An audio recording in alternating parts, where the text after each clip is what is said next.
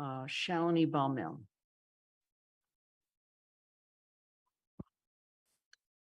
See Shalini, but she's not answering. Pat DeAngelis, Present. Anna Devlin Gothier, Trapped in the waiting room. Thank you. Sorry, I was just. Lynn Griesmer is present. Mandy Jo Haneke, Present. Anika Lopes, Present. Michelle Miller, Present. Dorothy Pam, Here. Pam Rooney. Present. Kathy Shane is absent this evening. Andy Lynn. Steinberg, Present. Jennifer Taub, Present. Alicia Walker is not here yet. I'm going to go back. Shalini Ballmill. Yes, I'm here. Thank you. All right, so we have 11 counselors at this time. There's no chat room. If you have technical issues, please make sure Athena and I know, and we'll figure out what to do if we have to stop the meeting while you reconnect. With that, I'm going to turn this over to the very hardworking CRC committee and Mandy Jo Haneke as chair, and we're going to put up some slides. Thank you. Thank you. The slides can wait just a little bit. But yeah, thank you all for coming. This is the second, I guess, working session, but the first one since this matter was referred to CRC, and we're going to be talking about rental permitting today. CRC has been working since March to come up with some draft language for what will end up being a repeal and replace bylaw because it's so big. But also in the course of all of that, we've been working on and just started working on a fee structure. We talked a little bit about that last week, and regulations are now going to be involved with this too. Our work has encompassed nearly every meeting we've had, and we have had Rob Mora or John Thompson, or mainly both of them, at pretty much every meeting to help advise us regarding all of this. We've also held one listening session from the public in the middle of the summer, and the next one coming up next week to hear from the public. And excuse me, we have been receiving many comments from the public also during meetings, as well as emailed to us and through various communications we've had. We have talked to the Board of Licensing Commissioners and ECAC and have had representatives from them show up either at our meetings, or I've been to their meetings to discuss parts of this bylaw that involve them. The packet includes the current draft bylaw and includes a table that shows the current bylaw and a comparison between that and what our working draft bylaw is. At this time, Athena, can you put up the first slide? What we're planning on doing today is I have 3 slides that encompass parts of each of the sections of the bylaw. We basically want to hear from you on what you think about the draft specific language, okay, but mainly areas of concern, areas of likes, areas of things that maybe we've changed that you don't like, or we haven't changed that you like or don't like, things like that. Questions you have, I will be taking a lot of comments, a lot of notes about comments and any questions you have. I've already received questions from one counselor today, and I will attempt to gather all of them into one document to put in the next council packet with answers to the best of my ability that I can answer. So the first set I'd like to spend about 10 minutes or so on, because I think these are sort of the least concerning in terms of changes and stuff that people may see. But if we need a little more time, we will. The slide after this deals with inspections and other requirements to obtain a permit, and the slide after that is complaints, violations, and regulations. And this is basically a copy of the chart. You see one thing in red, and that's because at our last meeting at CRC last week, during discussions as we go back through these documents, the committee, along with Rob and John Thompson, believed that we should delete the requirement to obtain a permit before offering to rent. Instead of the advertising, okay, without a permit as long as the application is pending. I didn't quite fix all of the working draft sections there. And so I've noted that in red. There's another red section later on about some other things. So that is one change from the memo that you got because of discussions that we had last week at CRC. So at this point, I'm just going to open it up to the floor to see if there are any comments or questions with regard to what we've done with permitting requirements. or the requirement to obtain a permit, not the requirements for what that means.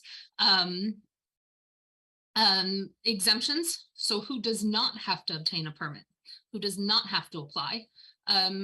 Issuance and denial, that's what do you have to do to be issued a permit, which is different from that you have to have a permit. And then consent and other requirements. These are just sort of things that don't really fit into any one big section, but it's things like in the current draft that a landlord consents to at this point, inspections of the property by the Inspection Services Division on application applying for a permit. I do want to say one other thing. I put it in the packet. We have out for legal review a lot of questions. Those do not have answers yet. The town attorney will be coming to CRC's meeting on the 27th to have a conversation with CRC about a lot of those questions, because they really do fall into a bunch of groups. And so I can take more legal questions if you have them, but you've seen everything we sent to the town attorney for that. And that means some of what we might be discussing today could see a lot of changes if we get information that we can't do what we're trying to do. And Lynn, do you want me to be able to call on people, or would you like to do that? Please go right ahead. Okay, so the floor is open for these 4 sections.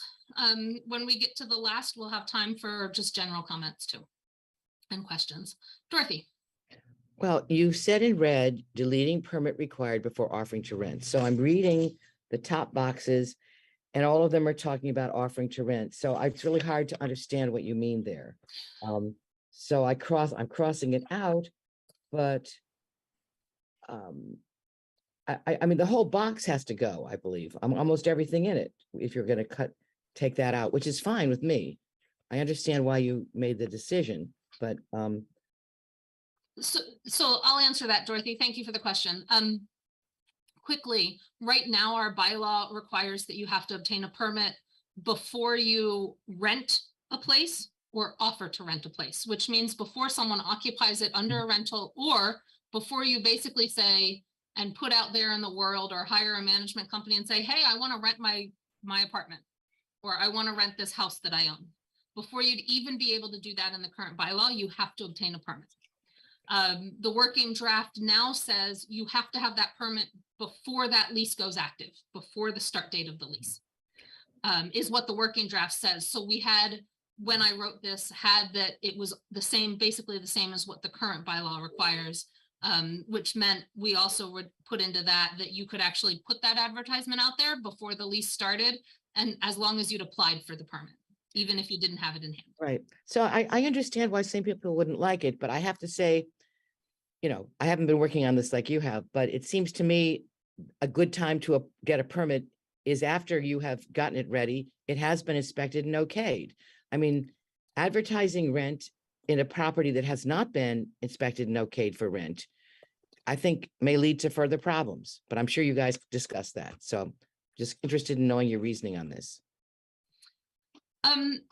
It became a question of, and the other CRC members can jump in if they've got anything else to say, because this was just a recent discussion. I believe it became a question of how is that manageable in terms of when are things offered to rent, when are leases signed versus when things are active, and some of the other things we've gotten. And so the whole point is to make sure it's not occupied when it's not habitable, to make sure the occupation is there. That doesn't necessarily mean you need that permit in hand in order to potentially 6 months before you actually start that lease, say, I want to rent this. And one of the things we know is some of the leases get signed in October or November for June or July start dates, or even September start dates of the next year. And so it was more of a, in my mind, a logistical matter that didn't change much of the operation of the bylaw.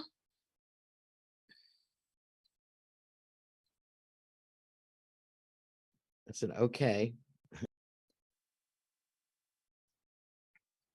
Lynn? If we Yes. could please, Alicia's joined, if we could please confirm that she can hear Ah. us. I mean, I need to pause for just a moment and make sure that Alicia can hear us. Yes, I can. Thank you, Lynn. Thanks, Alicia. Okay. Thank you. Michelle. Yes, thank you for all of this work. This is amazing. I have two questions right now. So one is, I see that the Airbnb types are exempted. Do we currently, and maybe I should know this, keep any sort of database or registration of homes or properties that are potentially being rented as Airbnbs? Do you know? So I don't know whether we do right now or not, but I wanted to correct that not all Airbnbs are going to be exempted from this bylaw. Only those, and I'd have to go look at the specifics. I believe it's less than 14 days a year.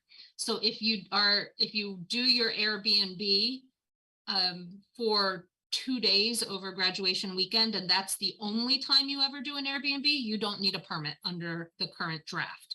But if you've made it sort of your business and you're doing that Airbnb for 3 months, 4 months, 1 month of the whole year or all year, you will need a permit under this bylaw. Got it. Thank you. And then the second question is, I recently received a letter stating that, something to the effect of, it appears you may have an accessory dwelling unit and you may need to register kind of thing, which was pretty neat to receive that. I do, in fact, I'm sitting in that accessory dwelling and I don't rent it. So at least I'm not renting it currently. So there wasn't necessarily a way to, obviously I can just send an email, go find an email and send it and say, hey, I'm not renting it right now. But I wondered if there might be a way to have some sort of easy form or something like that, that would allow me to let the building department know that I'm not, and the inspections people know that I'm not currently renting the accessory dwelling. That's more of a comment. No, thank you for that. I'll make a note there.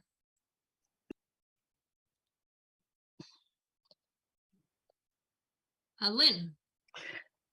I'm sure this is going to be a topic we'll discuss later, but I'm particularly looking at consent and other requirements. And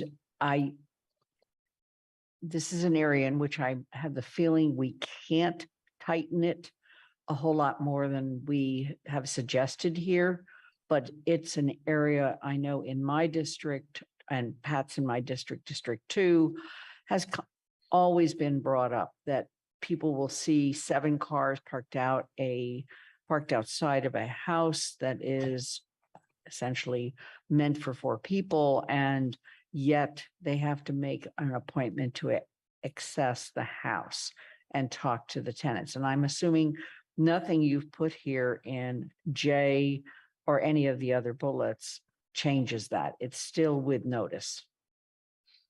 So yes, right now, the draft is that tenants would have to be notified before an inspection if it is occupied, and would have to give their consent on a time-by-time basis.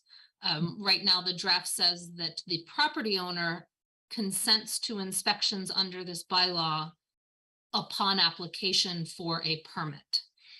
Those are questions that have been asked to the lawyer to see what the parameters of those two issues and requirements are. Okay. Thank you for pursuing that.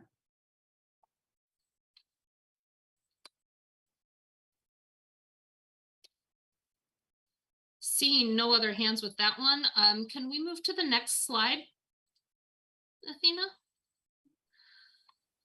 So this next slide is one of the bigger ones that represents a bigger change to our current practice, which is the current practice is self-certification of compliance with all laws and regulations relating to habitability, zoning, and all of that.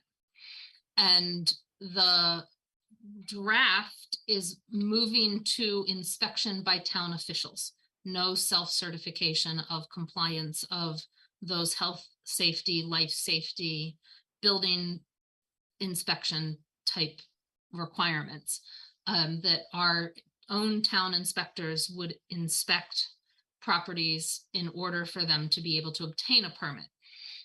Much of the inspections, some of that inspection and stuff would go under regulations, but we've put some parameters into how often a unit would need to be inspected into the bylaw itself, although those could be tightened more under regulations. The current thinking is that the regular inspection for a typical property would be every 3 years.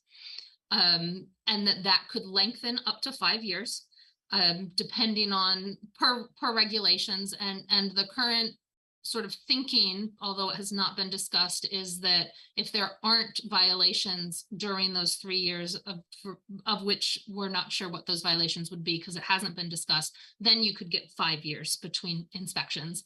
Also, long-term tenants that have occupied the place for more than 5 years would not need to undergo an inspection every 3 years.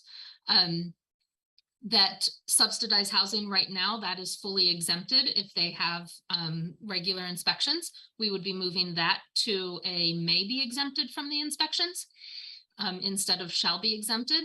And the other one is that even though it's a 3-year regular, that time frame could be increased to more frequent if the property seems to be not passing inspection regularly.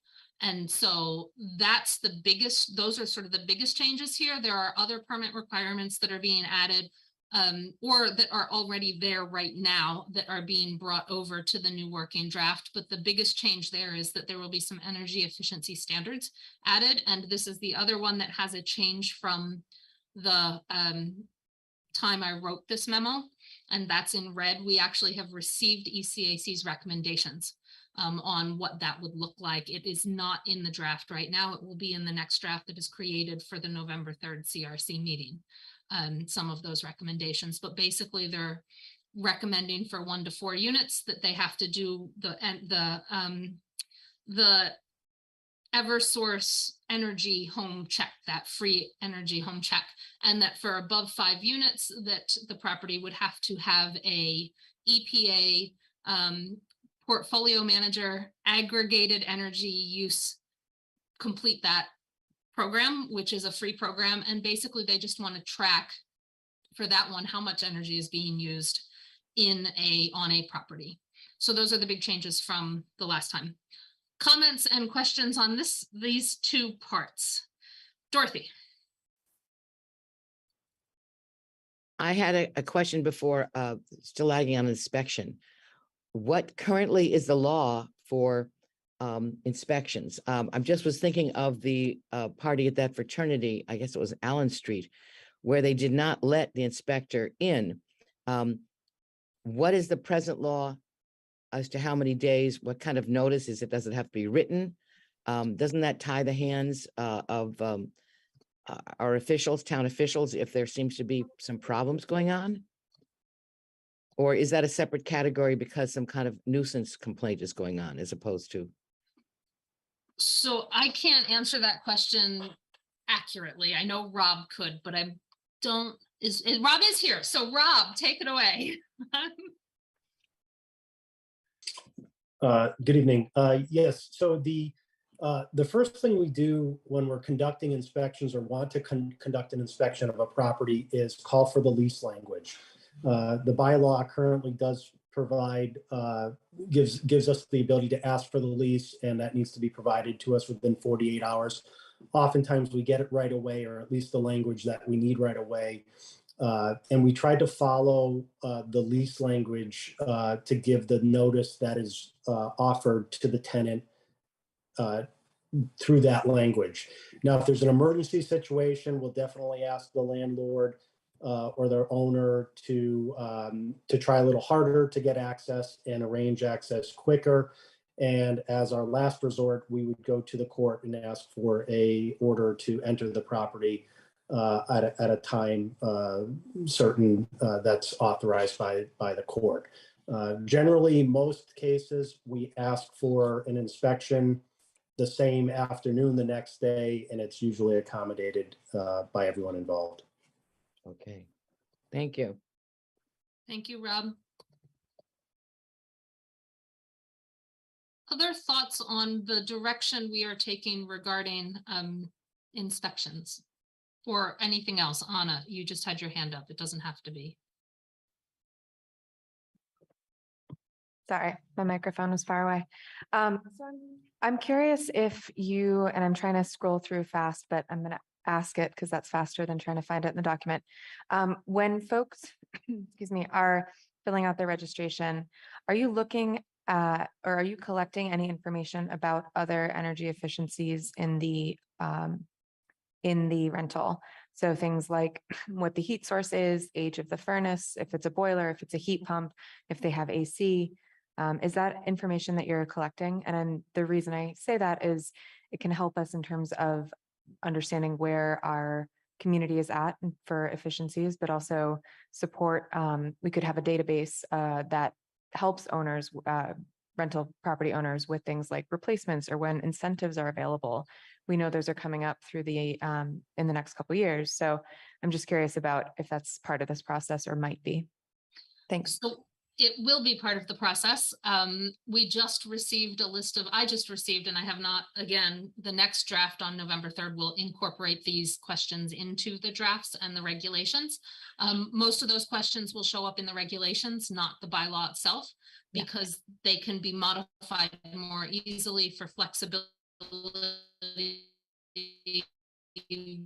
when things change or we have the information. Like us to ask are, and I won't go through the whole list, but has the building received an energy efficiency rating? Are there electric vehicle charging stations, and does it host solar on the thing? But then about the building itself, the age of building, gross square footage, condition space, bedrooms, bathrooms, building envelope renovated, insulation types, fuel types, heating system types, age, efficiency, and who pays bills are sort of around what ECAC has been asking us to put in that. And so that will show up in the next draft under some of that. Thank you. Thank you. Thank you. And good work. These are, y'all, I know I've worked really hard on this. Lynn. Would you please share with us some of the discussion about occupancy limits that the committee's been having?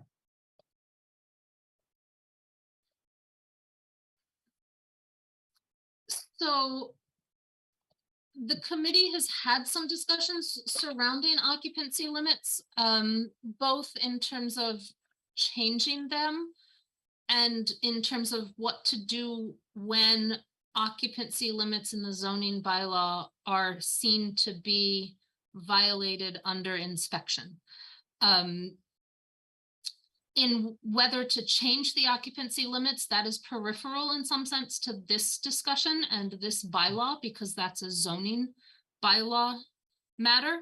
Occupancy limits are listed, I believe, in 2 sections of the zoning bylaw. Under, I think, ADUs, there is an occupancy limit that is different than the typical 4.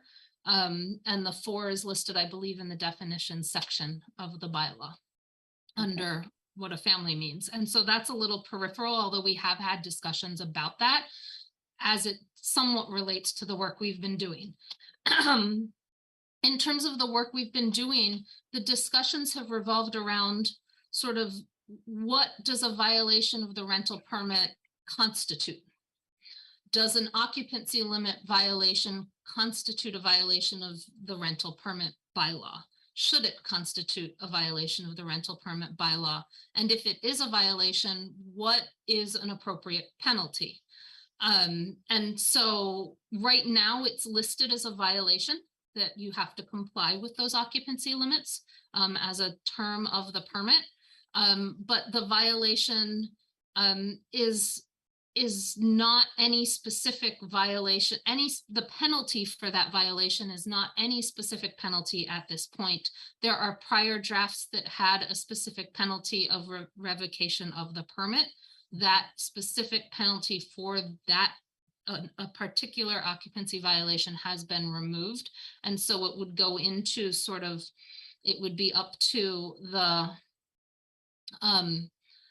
building inspector or enforcement personnel to determine what penalty to ascribe to that violation if it is found.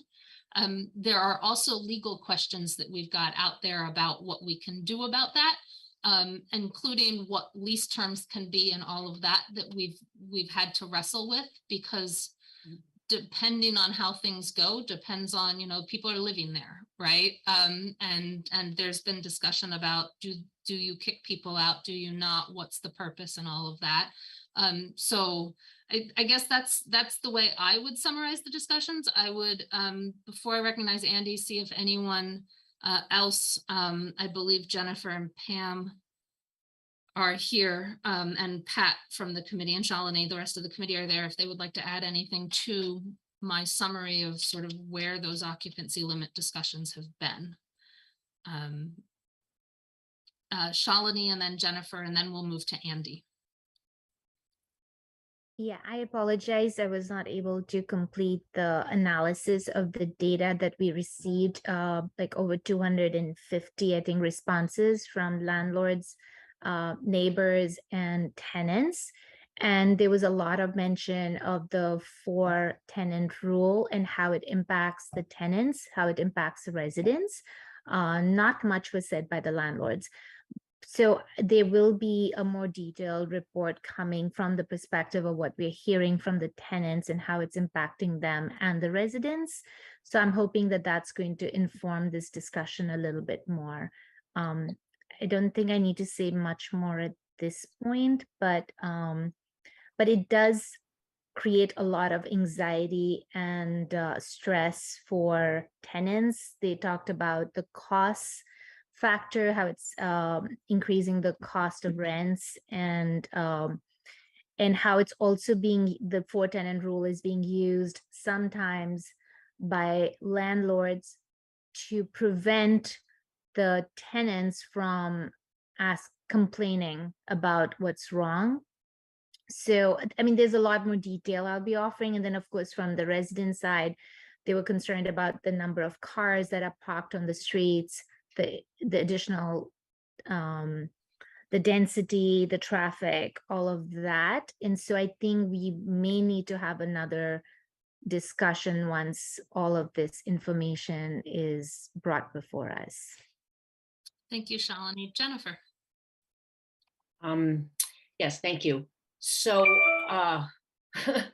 in the feedback that we received from the forums, both during the public, the community forum and on the Engage Amherst forums, that the non-student households feel very strongly that the 4 occupant limit is essential. I am not aware of any college or university town that does not have limits on houses that are rented to students. Many have 3, we have 4. It is definitely the experience that whatever the limit is, there will be more people living in the house. So you raise it to 6 and then you have 8. But that said, there is the issue that you can't just evict people that legally, and that's not what we're looking to do. But there is discussion that landlords need to be responsible. And certainly if you're violating the bylaw, that when you come to renew your permit the next year, that's something that may be taken into consideration. But and in terms of the rents, it is landlords rent by the bedroom or by the person. So it's not like a house is, being rented for $4,000 and that's what it will be if 6 or 7 tenants live there. If the landlord is leasing the house and knows how many people are there, if the limits were to be raised to 6, let's say, then each 4,000, if it's $1,000 a bedroom, it'll be $6,000. So we're not, if there was any discussion of increasing the limit, that wouldn't lower the rent for the tenants, for those that are legally living there and that are on the lease. So, but it's a conversation that we've had, but there haven't been since as Mandy Jo said, since it's the zoning bylaw right now that speaks to tenants, and we're only working with the rental permitting bylaw. Thank you. Thank you, Jennifer. Andy? So my question actually had to do with, I think, a related topic to occupancy limits, and that's the parking plan requirement. And because I think that what we've generally observed is that when you can tell if there are a large number of guests, either for a special event, a weekend, or on a regular basis, just by the number of cars parked there. I was curious about what has been done to look at the parking plan requirement from what we currently have and what has gone well and what has not, where it's complying with the zoning bylaw. What happens if somebody submits a parking plan that includes parking on the front lawn, and is that, because that's, I think, not allowed by the zoning bylaw, and what happens if it regularly occurs anyway, and therefore people are parking in violation of the parking plan. So I was curious whether you've had any of those discussions, because I think that relates back to what Lynn was talking about earlier. Yeah, a few discussions. We've relied heavily on Rob and John's experience with the parking plan to and the current bylaw to inform the new draft. Basically, we've moved nearly all the requirements into the, I believe, into the regulations. It's more of an enforcement issue than in terms of then requiring different things for the parking plan, according to Rob and all. And so it doesn't mean there's going to be a lot of changes in the bylaw itself versus another aspect of enforcing what's submitted in the application. Pam just raised her hand, so she might have some more information on that, and then I'll go to Michelle. So Pam. Thank you.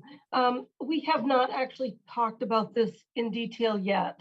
And one of the things, as everyone here has said, the parking is probably one of the highest tension markers within neighborhoods where we have traffic generated by the occupants of a house. And we have the haphazard parking in front of the house. So right now, we look at, I mean, the inspectors look at parking as something that is sort of generally covered under zoning. And I think what I hope to see happen is that we tighten up the expectations for what the plan submitted is, the plan reviewed, and then the enforcement of that plan. When people meet the expected layout and the expected parking procedures, there will be less conflict with their neighbors.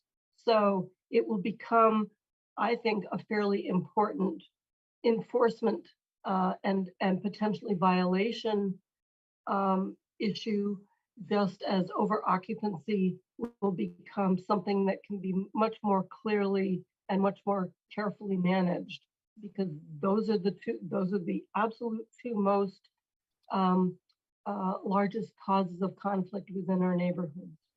Thanks. Thank you, Pam. Michelle. Thank you. First, I want to wholeheartedly agree with what Jennifer said about if we were to increase occupancy limits. I don't think that a landlord is saying, I'm going to rent this house for X amount and then, divide it out by 4, 5, or 6. I think they're going to say, I've got 5 or 6 and I'm going to charge them each this amount. And that was the case for me here in Amherst as a college student. So unless we were to have some sort of ordinance, and I don't know what the legalities of this are, that would essentially create rent control or limit create a maximum amount of rent that a place can be charged, I think, or that a landlord can charge, I think I don't think it would work in that way. And that is a legal question I would have. And then the other piece is way back when we first started this work and I was able to join meetings more frequently. I remember I brought the topic up of increasing the occupancy limit from 4 to 5. And I realized even early on that that was a, a tense conversation to have. But I do recall that Rob had talked about additional safety requirements that were activated when you moved from 4 to 5 that maybe were pursuant to the building code or law, which could support overall safety, more overall safety, and then also incentivize better maintenance overall. So I was just wondering if Rob recalled that conversation, and if that in fact is true, that if we had moved from 4 to 5, if it does activate some additional requirements that the landlord would need to partake in. Rob?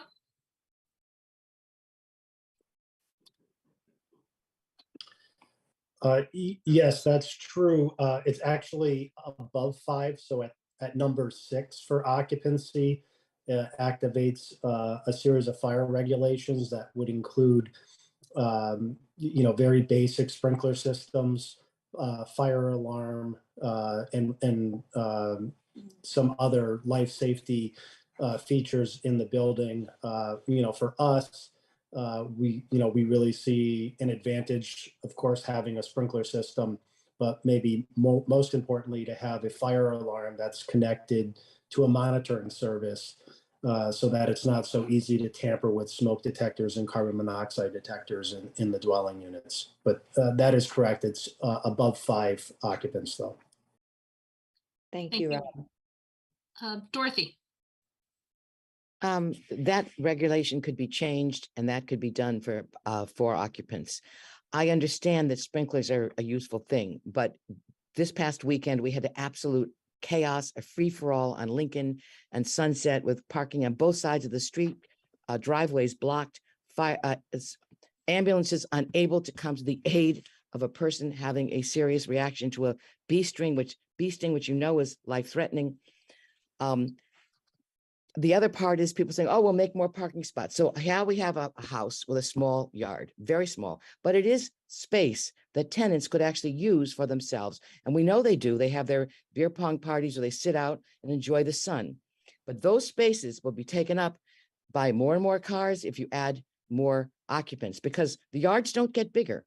And these are the places where all the students are, they're not that big. So yes, sprinklers would be nice.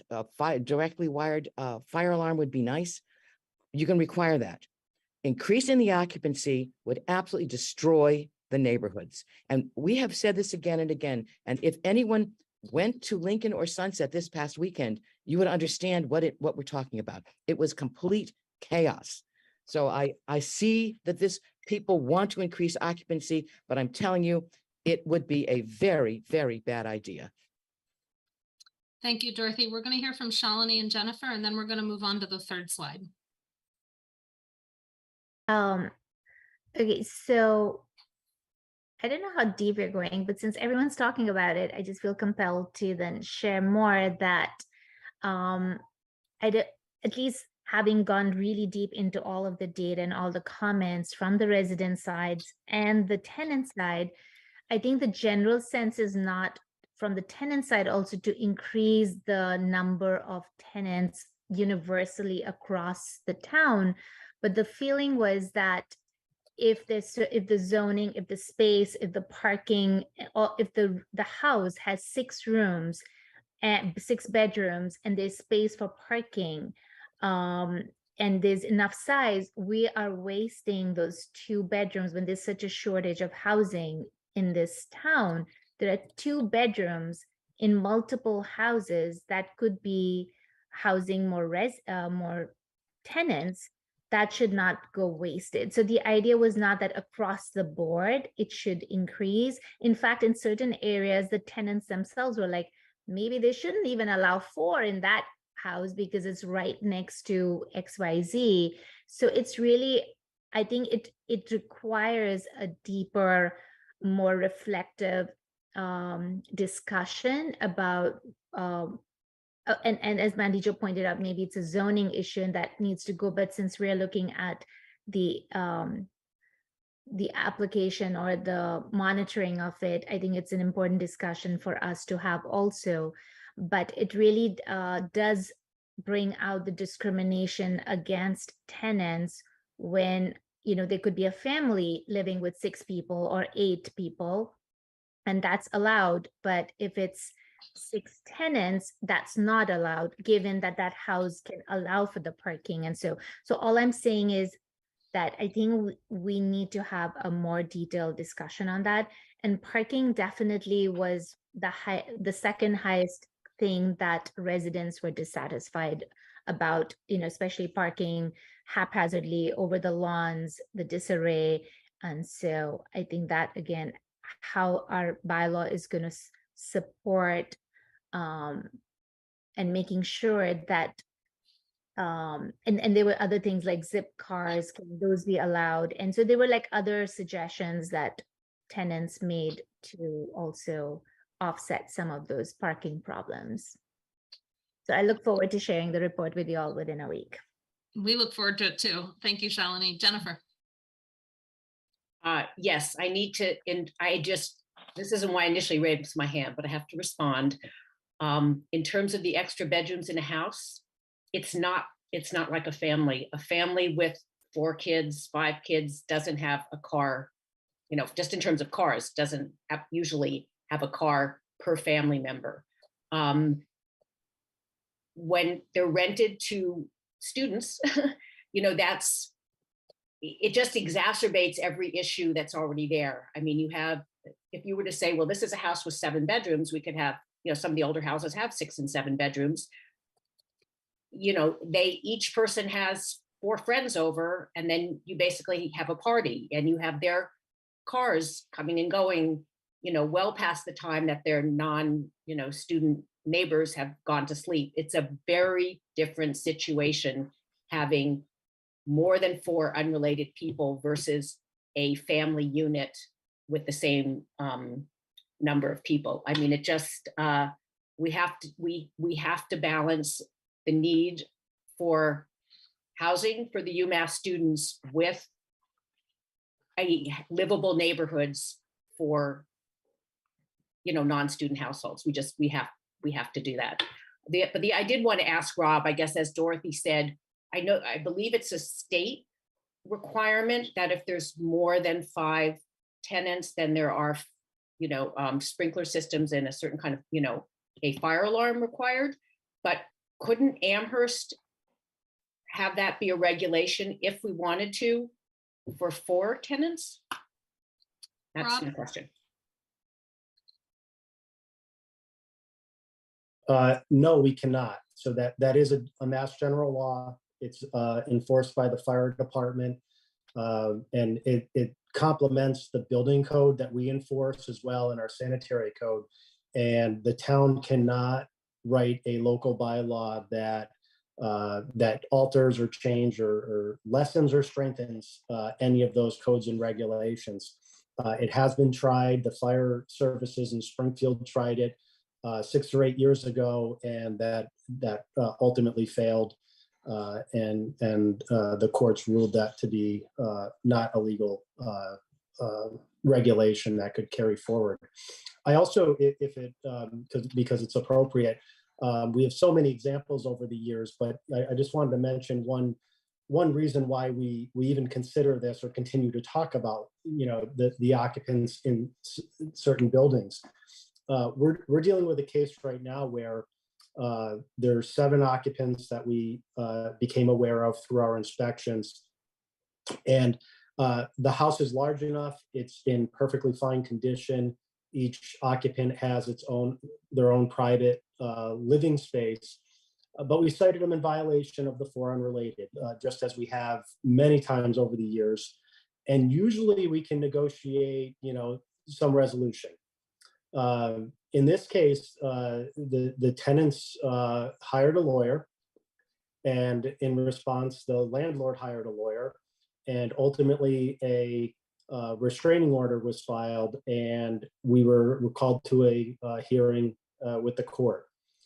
And, you know, one of the questions that came to us through the magistrate from the judge is the building safe? Are there any health and safety issues within the building? And we didn't have any. It was solely a zoning matter. So, you know, this is a really complicated, you know, not an easy answer to the subject and how we're going to solve this. But, you know, we did not get a feeling of support from the court in that case, and ultimately got out of that setting and negotiated an agreement with the tenants to leave by a certain date. You know, which was generous, depending on who you're talking to, I guess was generous.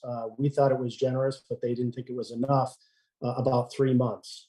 So, and this is still being finalized, so I don't want to go into too many specifics about the property, but that's the kind of thing we deal with over and over again.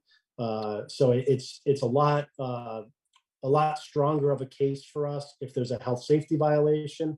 And obviously that's our first goal and major effort, is to make sure it's safe living conditions. If they're not safe living conditions, you know, such as living in the basement, in an unfinished basement with, you know, curtains hanging between spaces to separate them, those are dealt with immediately. But when you've got a really large building with multiple rooms that serve as bedrooms, although the property card in our record doesn't show them as bedrooms, it becomes really difficult to enforce a zoning bylaw, certainly in any reasonable time frame.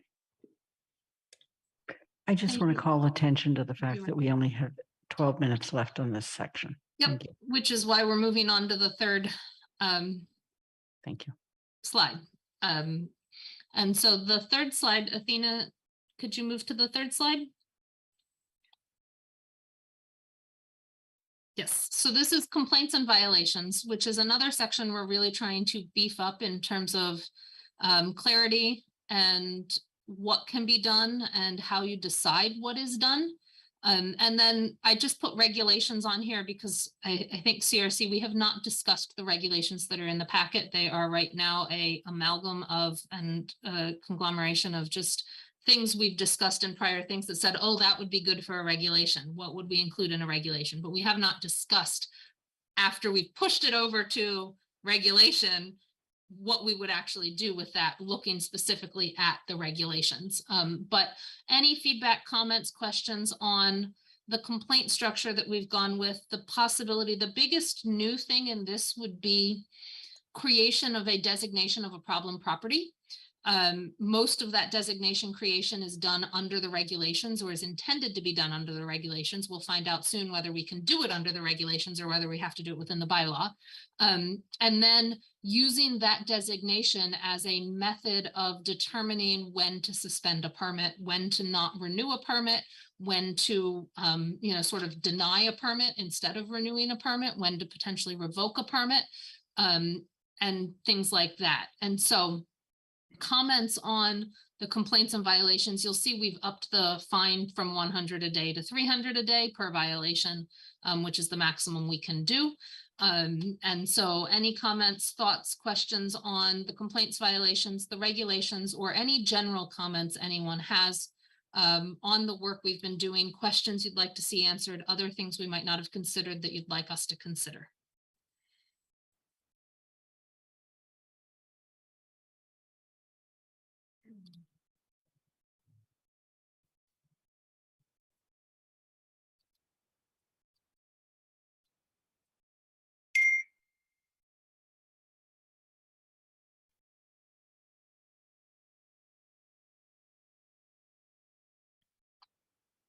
No one seems to have any comments. Any final thoughts, comments on regulations? I will say before, since there are no hands up, CRC took its first stab at a fee schedule last week. That was a very good discussion. We've tentatively settled on something that we will be able to work with to then get the information we need to run numbers on what fees might look like and how we could do it to ensure that the revenue is sufficient to fund the new bylaw, particularly the mandate for town inspections to obtain a permit. Right now, there are over 1,100 parcels that are permitted under the current system. And so that would be 1,100 parcels to inspect every 3 years. And so we are going to be, as we look at that fee schedule and structure and run numbers and look at numbers, looking really hard at how to make the new proposal sustainable from a revenue and staffing point of view. So, Andy. Well, thank you. You actually answered the third thing I was going to, one of the three things I was going to say, saves time. I had several comments and concerns about it, this in general, to at least have us be thinking about, and that was one of them. So thank you. Second is that I'm a little bit uncomfortable about everybody always talking about students, even though we all do recognize that that is the largest number of renters, but it's not exclusive. I always think of the television program of many years ago, Friends, where you had young adults who were living together and sharing, but they were not students. And so we shouldn't be writing things to assume a particular group, even if we know that there is a predominant group because of who lives, who's our biggest customers in town, what is our biggest business. And the last thing that I'm hoping that you'll think about and is reflected in some of the questions that I had sent to Mandy earlier is that I am concerned that this could increase costs to landlords to the point that they have to raise rents. And I'm very sensitive about rents. I think it is really becoming very onerous on everybody who rents, students and non-students alike, that rents, and to us to take an action that drives up rents further is something that we should at least be thinking about. Thank you, Andy. Jennifer. Yes, I have to respond. Nobody is anti-student, and I'm just talking about undergraduates, because this is, you think of, I guess Andy gave the, example of Friends, they kept hours, the hours that were kept were, I'm sure, similar to the non-student household neighbors. And I think what is different with not all, but what people experience living, when there gets to be a tipping point of too many houses rented to undergraduates, literally is the hours that are kept, which is, when the bars close at 2 a.m, there's a lot of activity, there's a lot of parties, there's a lot of cars, and we just have to acknowledge it's a very different situation. And, there was some huge parties this weekend because of the football game. And I know on one street there was real mayhem, but none of the residents wanted to report it because everybody was like, it's a beautiful Saturday afternoon. Of course they should be having parties, but it did mean that other people on the block couldn't be out in their backyards enjoying the afternoon. But, it's just what, how things are compatible in a sense. So nobody, particularly those neighborhoods that are near the university, people chose to live there because they love the vibrancy, but there is a difference between the hours that are kept and the lifestyles that just has to be recognized. The other thing I did want to say in terms of, I know that some of the feedback from some of the landlords on the forums was there was concern, and I think anything should be done to make houses safer, even if it is installing a sprinkler system, but there was definitely some resistance to that. And I guess it will only be an issue if it's more than 5 living there. because it's so costly to install, particularly in these, larger, older houses. So so I wonder if there would be some resistance to having to install the sprinkler systems, although they would have to do that given the occupancy.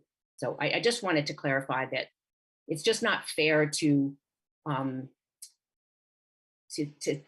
suggest that anybody is being anti-student, but we just, have to deal with what is, and there is a big difference.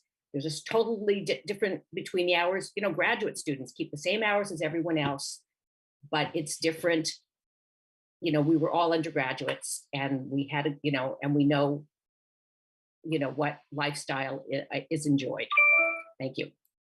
Thank you, Jennifer. I want to give an opportunity to Anika. I know she had her hand up and left it down. If you want to ask a question or make a comment, you may, but don't feel you have to because you did take your hand down, but I wanted to make sure I asked.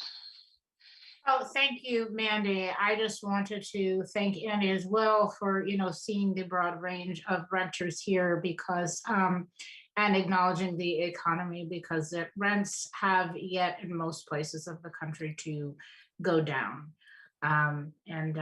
So just it being inclusive of who our renters are. Thank you. Thank you. We are basically out of time. So what I would recommend or ask, what I ask of my fellow counselors is if you have any other questions after you go through this even further, send them to me. I will be trying to, as I said earlier, take some of the questions that we heard today to write up answers, the questions that Andy sent me to write up answers that can be distributed not only to CRC, but to the council so that you see sort of where we are going.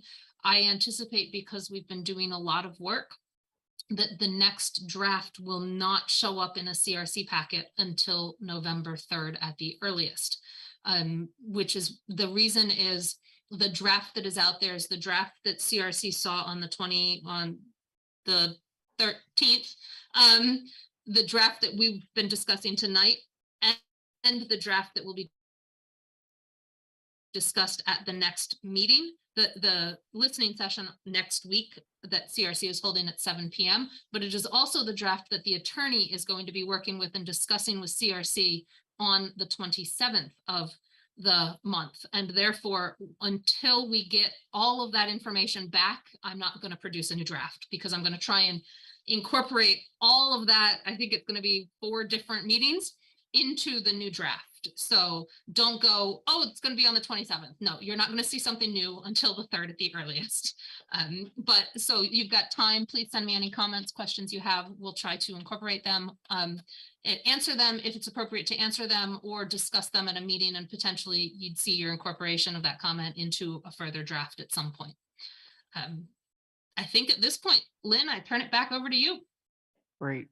Thank you again, Mandy Jo, and all the members of CRC who have been working so hard on this, and our staff who have been serious assets to the work of this committee. This is a good discussion. I hope you got what you wanted from it. And with that, we're going to adjourn this and immediately go on to our next meeting. Again, it's October 17th. We are I'm going to call the council public forum together at this point at 8:30. It's the second of 3 meetings tonight. We've already done a lot of checking with people to make sure they can hear us and hear them, and we can hear them. And so without spending any more time on that, I'd like to go right on to Paul Bockelman and Finance Director Sean Mangano for a very brief presentation on the FY23 supplemental budget appropriations, transfers, and the creation of the stabilization fund. And then we will move to public comment. Great. Thank you, Lynn. Before the clock starts on our presentation, Sonia, are you here? I can't see you. Can you turn your camera on? There's Sonia. Sonia. So I don't know where anybody else was on January 20th, 1987, but we had a new employee show up that day who was our new parking clerk, and her name was Sonia Aldridge. And she has announced that she will be retiring in the near future. And I just wanted to let people know this because this is going to be a momentous change. She has rose from parking clerk, as you know, to ultimately becoming our interim finance director, and has done every job in the treasurer and collectors and accounting office in between. She was keeping this, I think she was keeping that finance director seat, Warren, because she always wanted to have Sean Mangano take over that job. And she was successful in making that happen. So there'll be a lot more to talk to Sonia about, but I just wanted to publicly announce that she had announced that her plans are to retire sometime next year. So we have time to recruit her. No one will replace her, but someone to help with us going forward. Thank you, Sonia. Thank you. You're welcome. It's been a long time.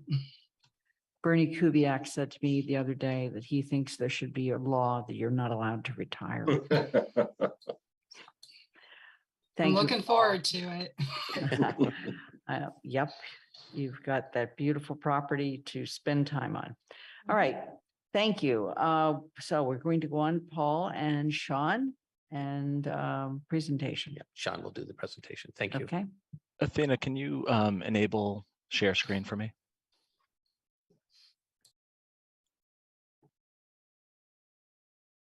All right, hopefully everybody can see this on the screen. So we just have one slide tonight. Sorry, right there. So we have a number of financial orders that have been recommended to the council and reviewed by the finance committee. This table outlines them here, and I'll go through them briefly. So the first order, FY23-04B, is a request to increase operating budgets for the town and the school and the library by $351,938, or 1/2 percentage point from what was already approved for FY23. The funding source for this would be state aid that came in higher than what was budgeted during the FY23 process. And there's really two reasons that we're requesting this. One, operating budgets, like everyone in the world right now, they're dealing with a lot of inflation. Our operating budgets are particularly vulnerable in the areas of utilities and fuel. And so this additional amount will help all the operating budgets deal with the impacts of inflation for this year that will hopefully subside in future years.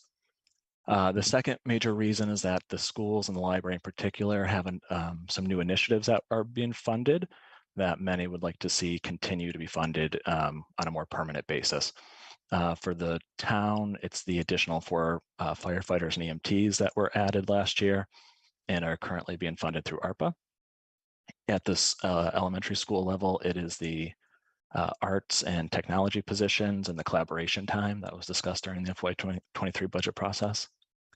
And at the region, it's some mental health programming that was added using ESSER funds. So all of these things are things that we'd like to see continue, and increase in our operating budgets will allow us to phase them in on a more permanent basis.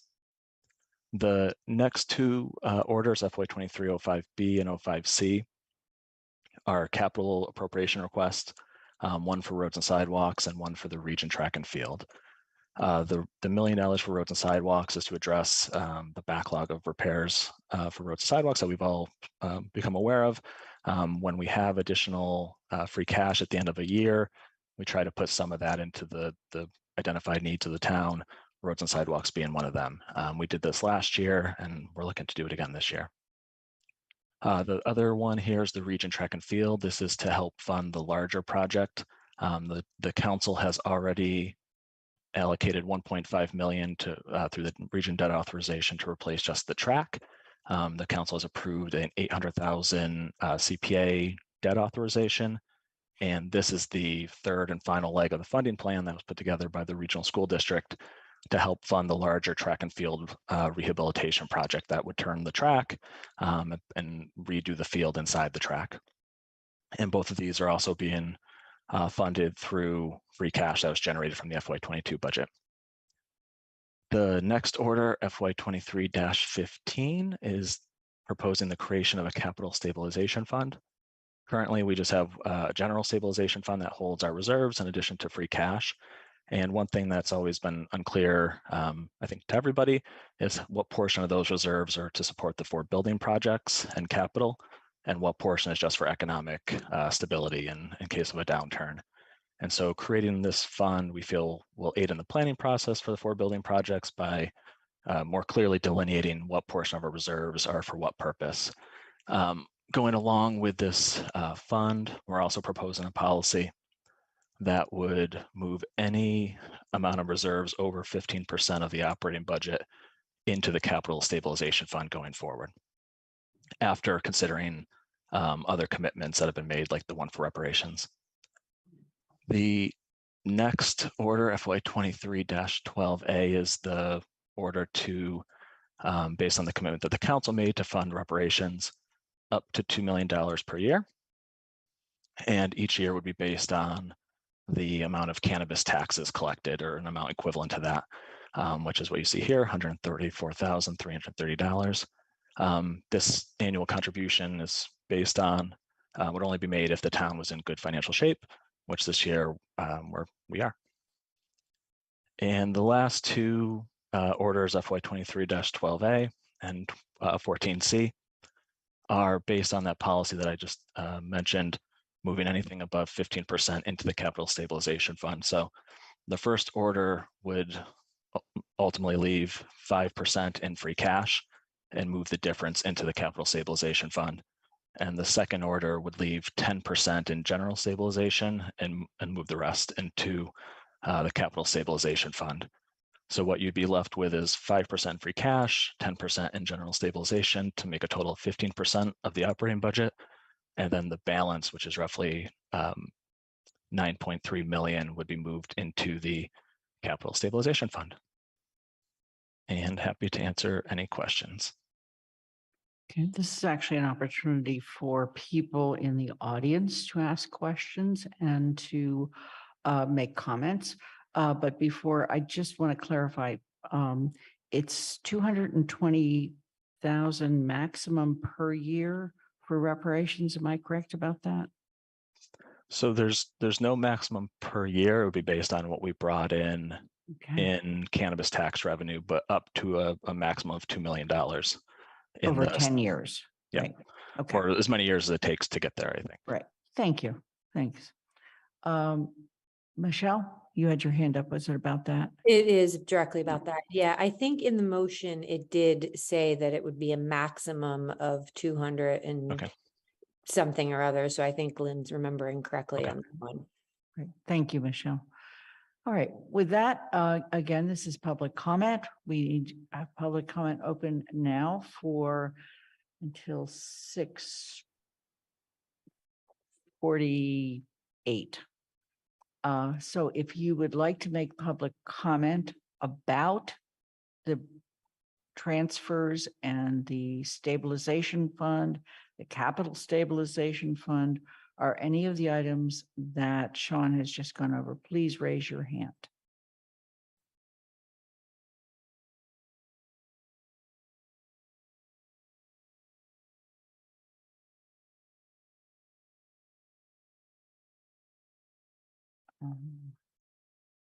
Not seeing any hands. This could be a long time.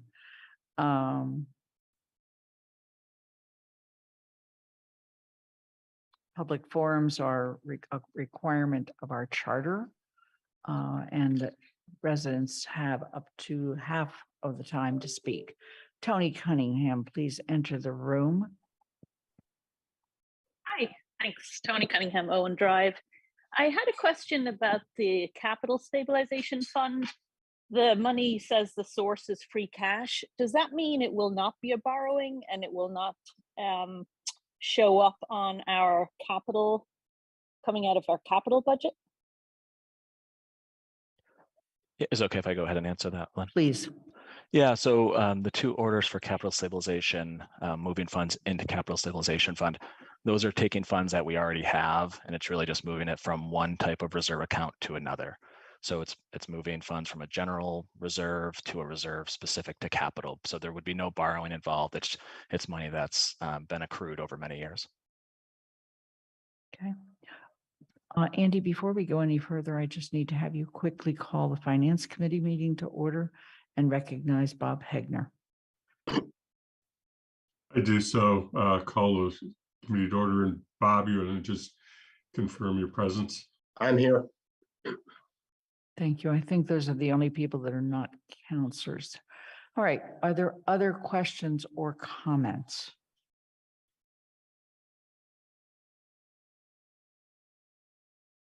There's 12 people in the audience on the Zoom, probably a lot more in the audience on Amherst Media, but we don't know what that number is.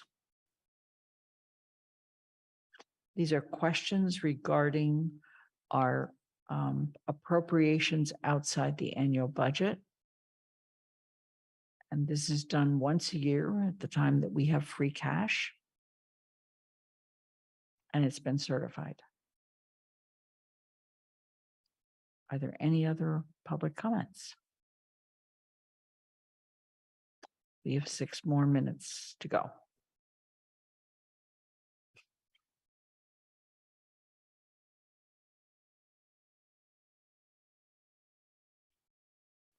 This is about as exciting as the first time we had public comment.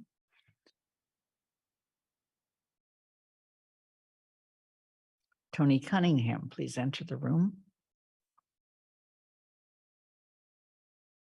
You need to unmute. Hi, thank There you. you Just to follow on from that comment, thank you, Sean, for that answer. I'm just curious with the track and field project, when it goes ahead and the amount is borrowed, in paying the debt service on that borrowing, will some of it come out of that capital stabilization rather than, I'm just trying to, how will we see it, you know, as far as the capital budget versus this capital stabilization fund? Will the payments come out of both? Thank you. Right. Yeah, no, that's a great question. So for the region track and field project, it's going to be a little more complicated because there's 3 funding sources and possibly a 4th, depending on if there's donations and fundraising that goes that's generated. So for this $900,000 that's being proposed tonight, this is just this is from free cash, so it's almost like cash capital. So this will be a capital project that is created that will be called the Region Track and Field, and it won't be a borrowing authorization. It will just be a pot of funding for that project, and those funds, that 900,000 specifically, will either be spent through bills being sent to the town directly for our share of that project, or it may be a reimbursement to the region of some sort for their work. We'll work on what administratively makes the most sense. The CPA portion, which was a borrowing authorization, that will be, it'll work in a similar way, but that is a borrowing authorization that we would pay back over many years. I think we're estimating 10 years with the CPA committee. And then the region, the first action, which was the region debt authorization for 1.5 million, that comes to us as an assessment each year. It comes out of the pot of capital money that we have, and it's assessed to us each year. So the region incurs the debt in that circumstance, and then they give a piece to each of their member towns, and we pay it through, again, through a capital assessment as opposed to our operating assessment. So because this project has a variety of funding sources, it'll be a little more complicated than a regular capital project. But Sonia's here. She does a great job of keeping track of all the different funding sources. Thank you. Are there other questions or comments?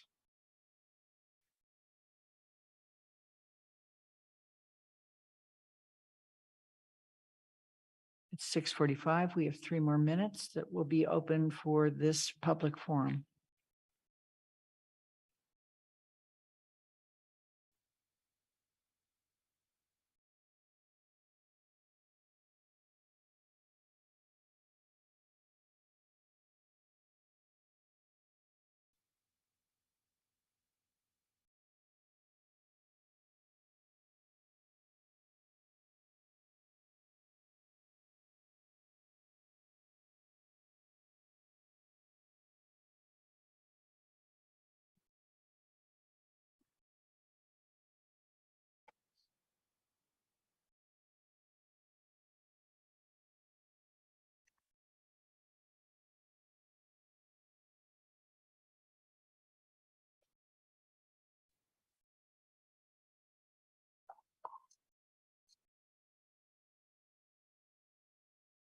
I'm looking for any final comments from people regarding the appropriations outside the annual budget.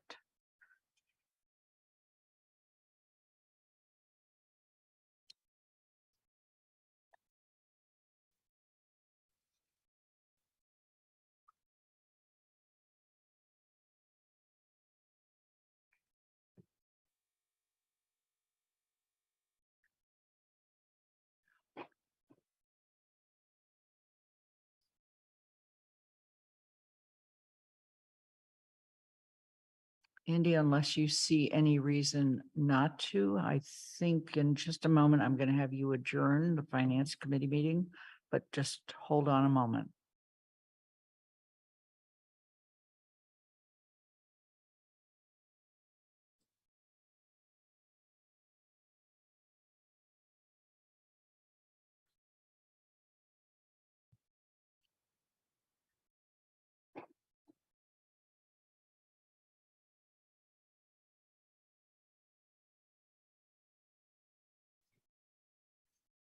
Andy, you can go ahead. I adjourn the Finance Committee meeting. Okay, and the public forum is now adjourned, but we will immediately move on to the regular town council meeting. Okay, we've already gone through making sure everybody can hear us and we can hear them. And as far as I can tell, we've not lost any counselors in connectivity. Again, this meeting is being held virtual. Given that we have a quorum of the council present, I'm calling the regular town council meeting to order at 6:48. We will have an opportunity for public comment during this time as well. We're going to go on to the next item on the agenda, which is announcements. We have a lot of meetings coming up. I want to just call attention to a few. First of all, on November 7th, I'm sorry, Pam, you have your hand up. Hi, just curious, is there not an opportunity to ask questions on the presentation of the finance report? There will be an opportunity, and if there is a specific item that you want to ask questions about, then you're going to need to have it pulled off the consent agenda. Okay, but there will also be a finance committee report toward the end of the evening. Okay. So on November 7th, we have a variety of different meetings. First of all, the town council does receive the evaluations from each of the other counselors. And we then also receive the first draft of the memo regarding the town manager's valuation. That leads to a reading period. If counselors want to have that reading period and they want to be at their computer, all materials can be sent to you. They can also ask that they would be sent to you or brought to your home or brought to you here in the town room in printed form. And that reading period goes from 5 to 7. At 7 o'clock, we'll actually have a special town council meeting, which is joint with the library and library trustees and the school committee. And that's to actually be our official kickoff of the FY24 budget and financial indicators. And then at about 8 o'clock, we will return to our regular town council meeting. That council meeting will include a tax classification hearing. Although tonight we will hear a few items about the tax classification. I also want to point out on November 21st at 6 o'clock, we will have the official public forum for the FY24 budget. And then we will also have a regular town council meeting. Mandy Jo mentioned this, but I want to mention it again. On the 24th, the community forum is being held on the residential rental bylaws. And that's actually a time for residents to ask questions and engage in that dialogue. And this is one of two that we've had this year. The other one, I believe, was back in August. And then on the 18th, the Finance Committee is meeting, and we will be looking at all of the capital projects and the financial model again. That is a joint meeting with the town council. It's called so that if there are 7 or more counselors, we will call that meeting. There are 2 district meetings coming up. One is on the 23rd at the Amherst History Museum. That's District 4, and that's 1 to 3. The other one is District 2, which was rescheduled. It's now on the 26th at 6:30 via Zoom. And if you'll go to the next, there's also the announcement of the AHRA listening session, which is being held in person at the Hitchcock Center from 6:30 to 8 p.m. on October 27th. Okay. I think you can find a meeting to go to if you're looking. Andy, you have a question? Is that a question? I just wanted to say that tomorrow, the 18th, when we have the Finance Committee Council combined meeting, and major agenda item will be the, as you said, the 4 capital projects. We will not, promise not to reach that item until 3:30. We'll be handling other business before then. So anybody, of course, everybody's welcome to join the meeting for its entirety. But if you're trying to join just for the capital projects, I just wanted to let you know that 3:30 is when we are intending to reach that item. Thank you. Okay, we're going to, we do not have any hearings tonight, but we do, Shalini, you have your hand up. Can I just make a quick announcement for the South Asian Fall Festival? Sure. Thank you. And I will be sending a formal invite to the counselors and all our committees, but I just wanted everyone to mark their calendars for November 5th, Saturday, from 3:30 to 6 p.m. Been working with the community members to create a South Asian Fall Festival. Details to follow. And where will that be located? What's that? Where will that be located? It's going to be at the Unitarian Church downtown. Okay, thank you. All right. We're now going to go on to general public comment. If you would like to make public comment, please raise your hand now.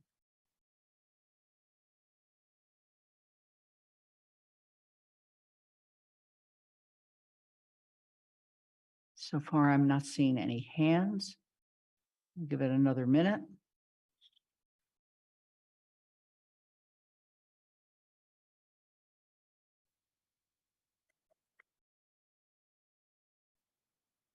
Okay, we're going to go on to the consent agenda.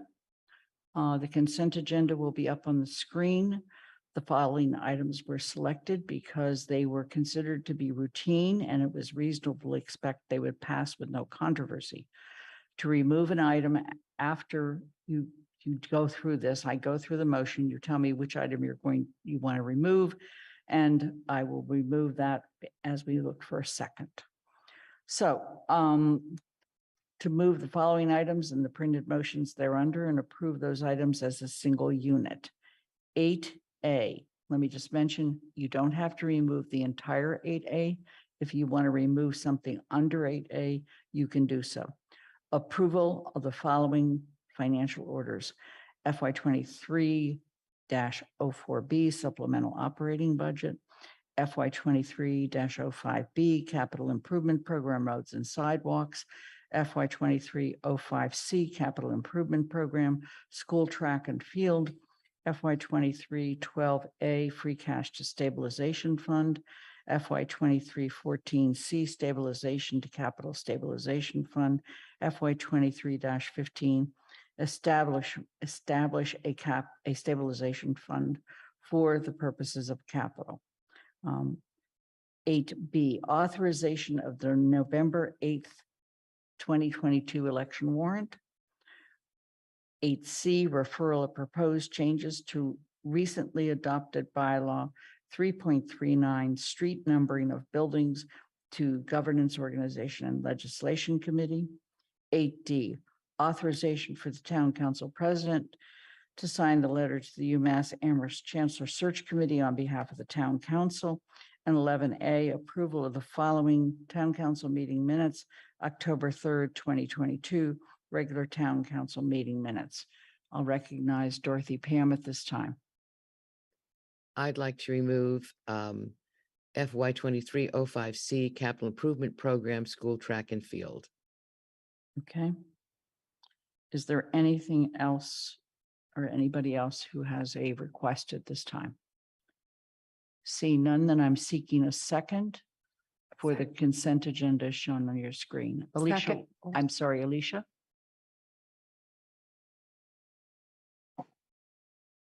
Alicia, I think she's stuck in the were audience. you seconding it? She's in the attendees. She's in the attendees. Oh. Can you bring Alicia back over, please? Thank you. Thank you, Lynn. Yes, I was in the audience, but I will second that also. Thank you. And welcome back. Thank you. Okay. No other questions. We're going to move to the vote. We're going to start with Pat DeAngelis. Aye. Anna Devlin Gothier. Aye. Lynn Griesmer's and I, Mandy Johanicky, Aye. Anika Lopes, Aye. Michelle Miller, Aye. Dorothy Pam, Yes. Pam Rooney, Yes. Kathy Shane is absent. Andy Steinberg, Aye. Jennifer Taub, Aye. Alicia Walker, Aye. Shalini Balmilne. Yes. It's unanimous, 12 in favor and 1 absent. Thank you. We are now going to move on to the tax. We have no resolutions and proclamations tonight. I'd like to welcome Sean Mangano back along with Assessor Kim Hughes, and they are going to do a brief presentation on the tax classifications that are being proposed this year. We will not be voting on this item tonight. Sean? Yeah, thank you. So unlike past years where we just had the hearing and then the vote the same night, we wanted to, because we wanted to do this a little earlier, do sort of a workshop and go through much of the presentation that you usually receive and have some time for questions and answers. And that way we can also bring back responses to any questions at the actual hearing in November. So I will turn it over to our Principal Assessor, Kim Mew, who will lead us through the presentation. Good evening, everyone. Can you hear me okay? Yes, we can. Okay, thank you. So we're just going to quickly go through this. I won't spend a whole lot of time on all of this since we'll look at this again at the next council meeting. But just to start off, what we will be voting on the 7th is whether or not we do a single or a split tax rate. Whether we do the open space discount, a small commercial exemption, and a residential exemption. Next slide, please. So how this process works for those of you who are new to the council is once we have our assessments finalized and once we get that approval from the state, so we have our values approved, we can have a public hearing where the council will vote on these items: the split tax rate, the residential exemption, the small commercial exemption, and the open space discount. And then once we have this vote, then we can recommend to you. Although it's not a necessity for the town manager and or the assessor and board to make recommendations, we generally do make our recommendation to you. Next slide, please. And this slide looks like a lot of information. It's basically just the wording right out of the chapter, explaining the process of what this situation is. So pretty much what I've just explained to you. So we can skip right over this slide for now. And so this Classification Act has been an ongoing thing since 1978.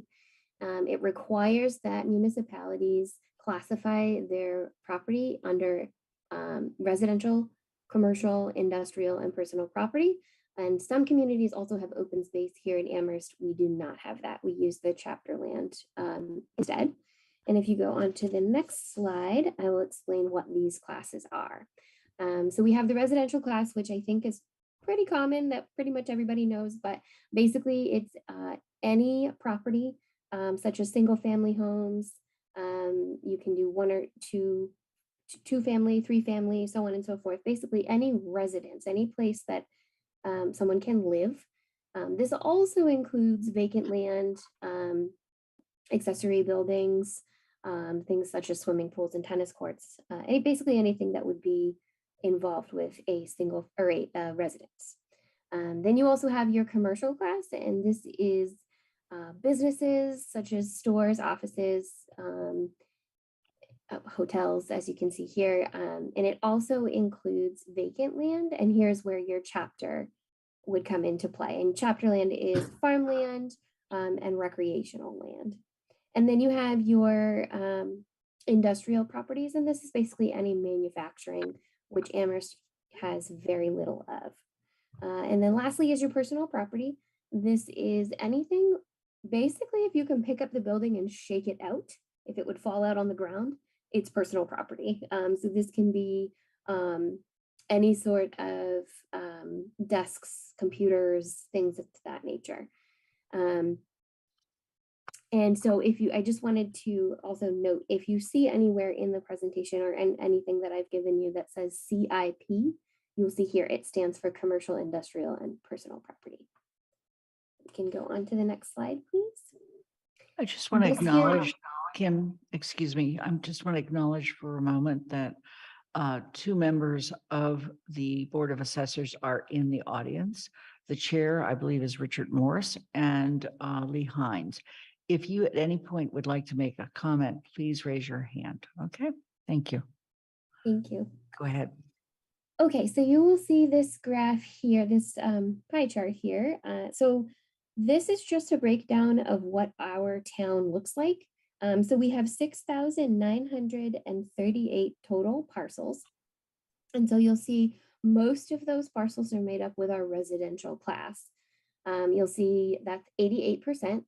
You'll see the 6.5 under commercial, 4.4 under personal property, and then very, very small, less than 1% of the industrial parcels. So just keep this pie chart in mind when we talk about the residential exemption.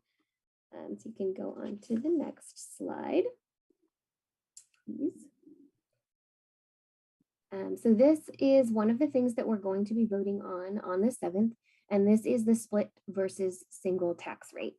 So basically what this means is that if we do a factor of 1, which means a single tax rate, everybody will be paying the same rate. So for example, last year we had a rate of $21.27 per thousand. And so if we decide that we want to do a split tax rate, that would be a factor of less than 1.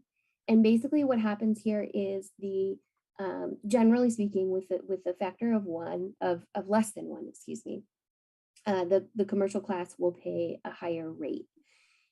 And if we do a factor of greater than 1, the residential properties would be paying a greater rate, which is not very common. You'll see in a later slide, I have a little comment on that. So, but basically what I want to make sure that you know is that when you do the split tax rate, you are shifting the burden of who pays more of the tax between the two classes. So commercial versus the commercial, industrial, and personal property versus the residential class.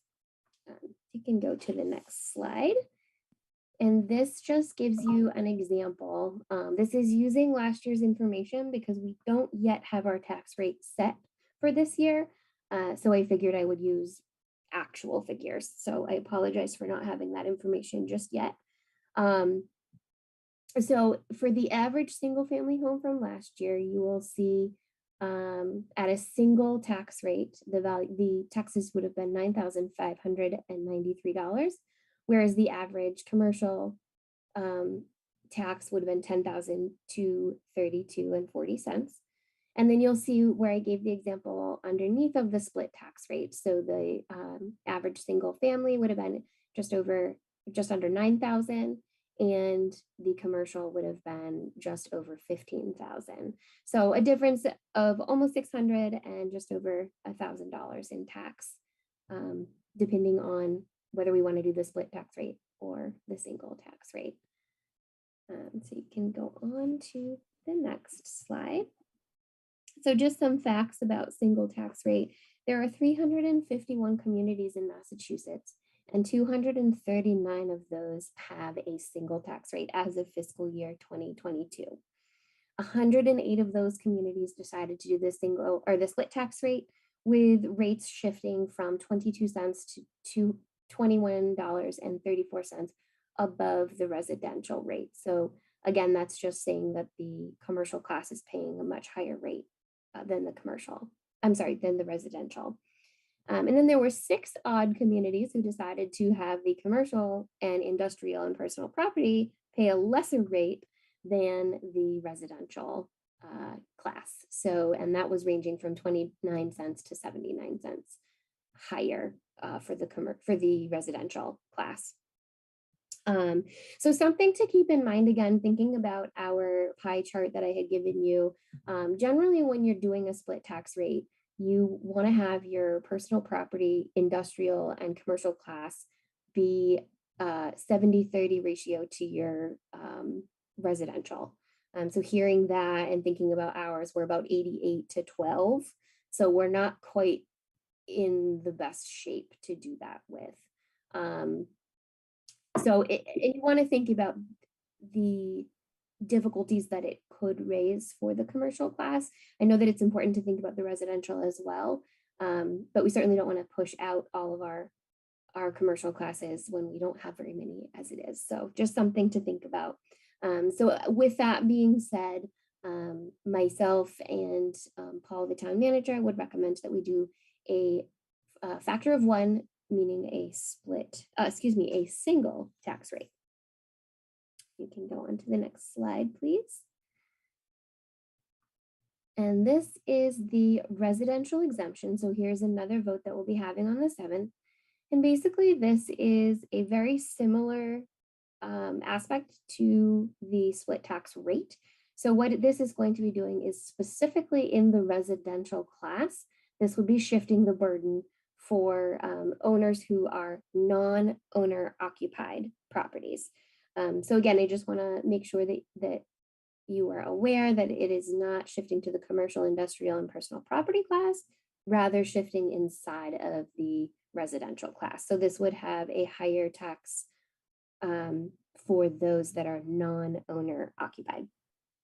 I know there's a lot of wording on here, but basically it's just explaining that the highest percentage that can be given is the 35% of the average value of all residential properties. And again, just explaining that it's the shift of the burden inside of the residential class. So if you go to the next slide, please.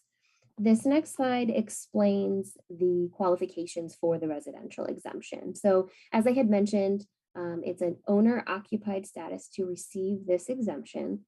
Single family homes, condominiums, part of mixed use, as well as 2 and 3 family homes can also be qualify for this exemption. And what it means by part of a 2 or 3 family home or part of a mixed use property is if you have a 2 or 3 family home and you're the owner and you live in one of the units, we would make a calculation based on that unit, and your portion of the units would be would qualify for the residential exemption, as well as the mixed use property. So if you have a building that has, for example, office space as well as livable units, and you live in one of those units, you would qualify for that portion of the building. Something to keep in mind that is really important is the properties that would be excluded from this exemption. Obviously, as I had mentioned, non-owner occupied, second homes and rentals, which I know is important for people, but also homes that are rented by family members, but those family members are not necessarily on the deeds. So parcels that you'd want to think about are elderly people who have given their children their property, their residence. However, they still live there, they still pay all the bills, they just put the property in their children's name. Those people would not qualify for the residential exemption.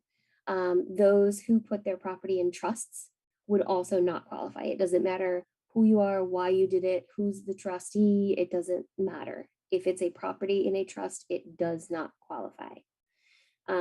Apartment buildings and then nursing homes and group homes would also not qualify for the residential exemption.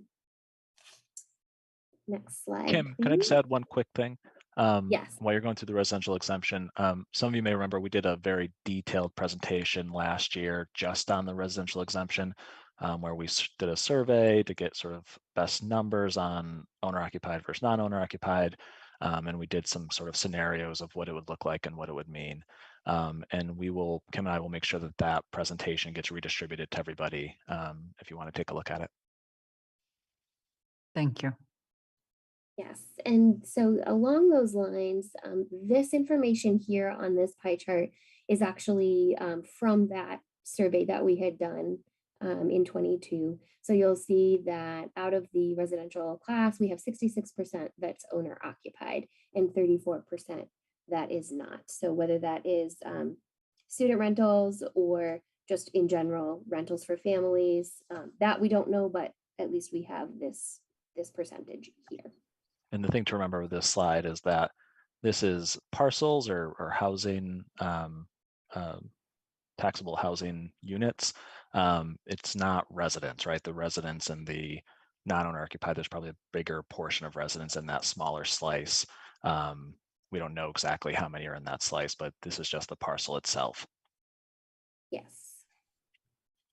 And you can go to the next slide, please. And so this is just a quick summary.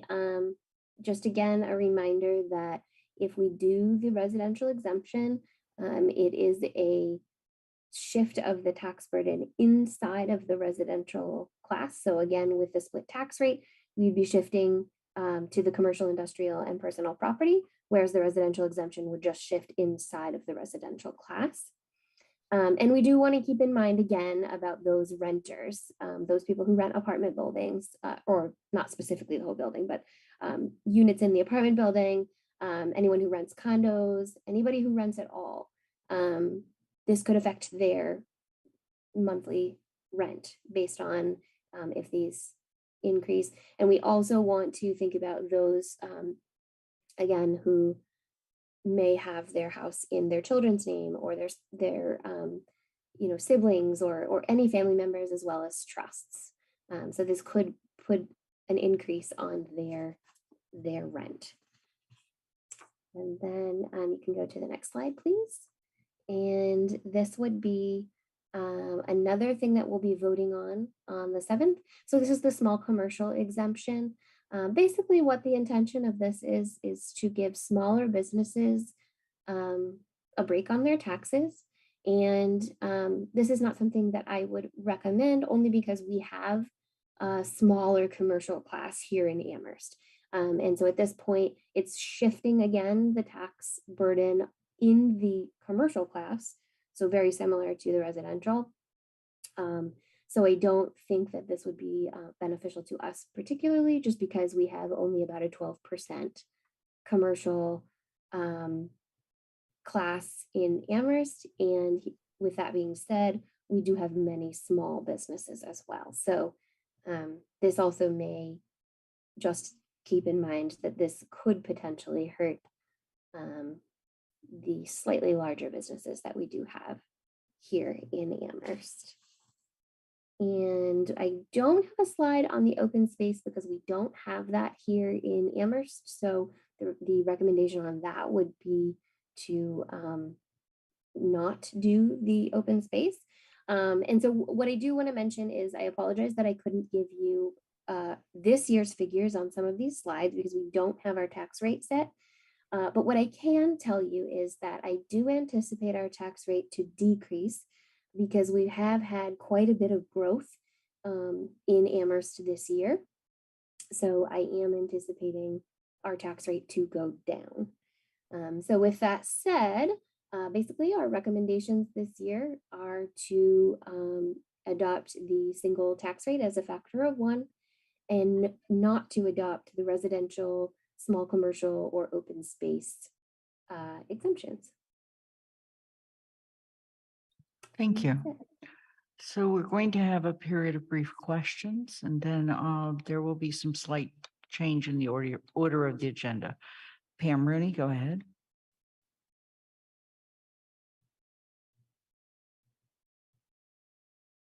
Had trouble unmuting.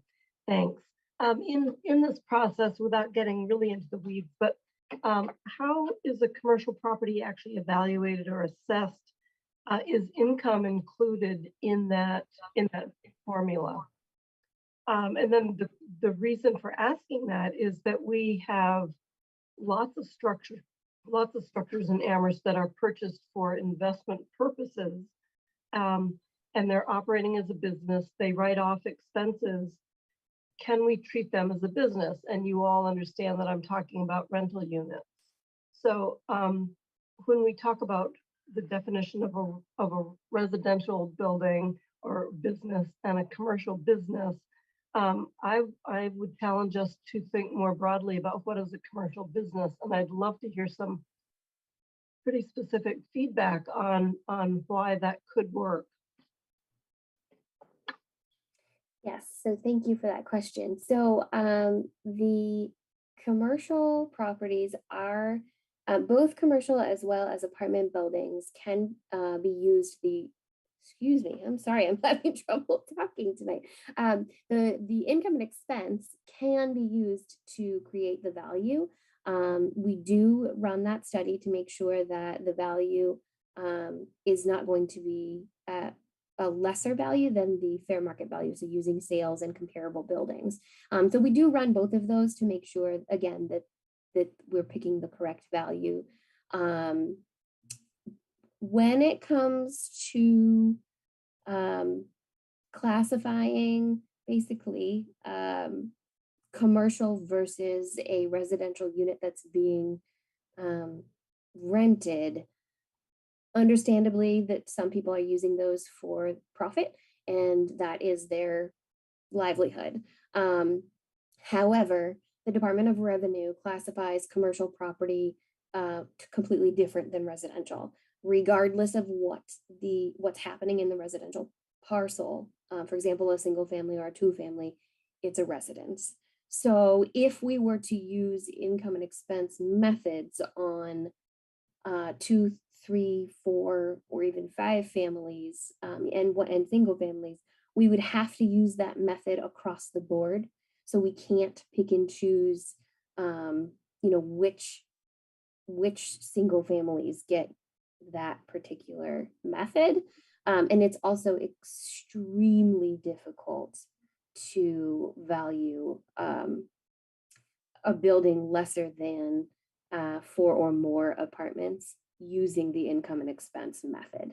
I have actually heard this comment in the past, and I've mentioned it to our rep from the Department of Revenue, and I could feel the glaring eyes through the phone at me saying, no, this is not okay. So, unfortunately, that's a tough situation where we're very restricted to how we can value these particular parcels. I don't know if that answers your question. Kim, maybe you can just clarify for the larger apartment complexes, we do use the income and expense method yes. for their valuations Yes. because there's not a lot of comparable sales to look at for large, 50, 60 unit developments. Yes. Okay. Dorothy? Oh, I'm sorry. Did you have a follow-up question, Pam? Follow-up. And part of the reason I ask is that there are literally websites out there that teach people how to buy investment property, and especially in college towns. So we have this huge target of investment dollars. It's exacerbated by the fact that we have 19,000 students that can't find housing on campus, so they have to live somewhere, and it is it's such a different economic factor. I really, really would challenge us to figure out how that non-owner occupied, where it applies, process could really take a different look at this issue. I think it's something that it's an industry in town, it's an income base, and I really would like some support on this. I think it's really important. Thank you. And quickly following up on that, Pam, we have looked at that. I think I was the reason why Kim talked to the DOR, because I asked her to run an analysis comparing the sales method of value and property versus the income method for some smaller units, and the results varied pretty widely. In some cases they were very close, and some they were not very close, and so it is something we've looked into a little bit and we'll continue to look into, but we can't really find anybody who's doing it. Kim, unless you've come across anybody since we looked at it last, can't find anyone who's doing it, and the DOR kind of gave, as Kim mentioned, didn't seem overly supportive of it, but we'll continue to look at it, is what I'll say. Dorothy. Because you can't do what Pam asked you to do, then why wouldn't it seem to be an obvious thing to do the non-owner occupied, to do the owner occupied exemption? Because I believe that research shows that a town needs a certain percentage of owner occupied houses in order to have some kind of stability of residents. And I think that would be something that would be good. So that's my question. Why wouldn't that be an obvious thing to do? So, I mean, I think you have to ask yourself, why do you want to do the residential exemption? So what would be the reason for it? When we did the survey, we try to hypothesize what might be the reason. And one of the reasons we thought would be to give, maybe lower income residents a break. And what we kind of came around to is that there's no guarantee that's going to happen with the residential exemption. In fact, it might have the opposite effect. So the residential exemption does not take into account income. It's just based on property value. So there's no guarantee we're helping those with the lowest ability to pay. And I think we had legitimate concerns that it would really impact rents, which we thought would be an adverse outcome for renters. There were some, when we did the survey, we looked at just a 15% residential exemption, so not even the max.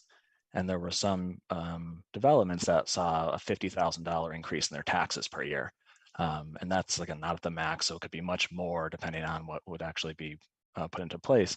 So we had major concerns that it could increase rents and that it would have the sort of opposite outcome for sort of the ones in town with the lowest ability to pay.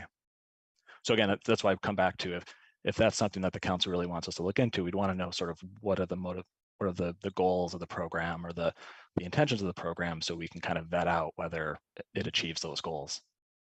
So just one follow-up. I could not follow the argument. So, I mean, obviously the goal from my point of view would be to support owner-occupied houses of all levels. And you're saying that this somehow would not work out to help them.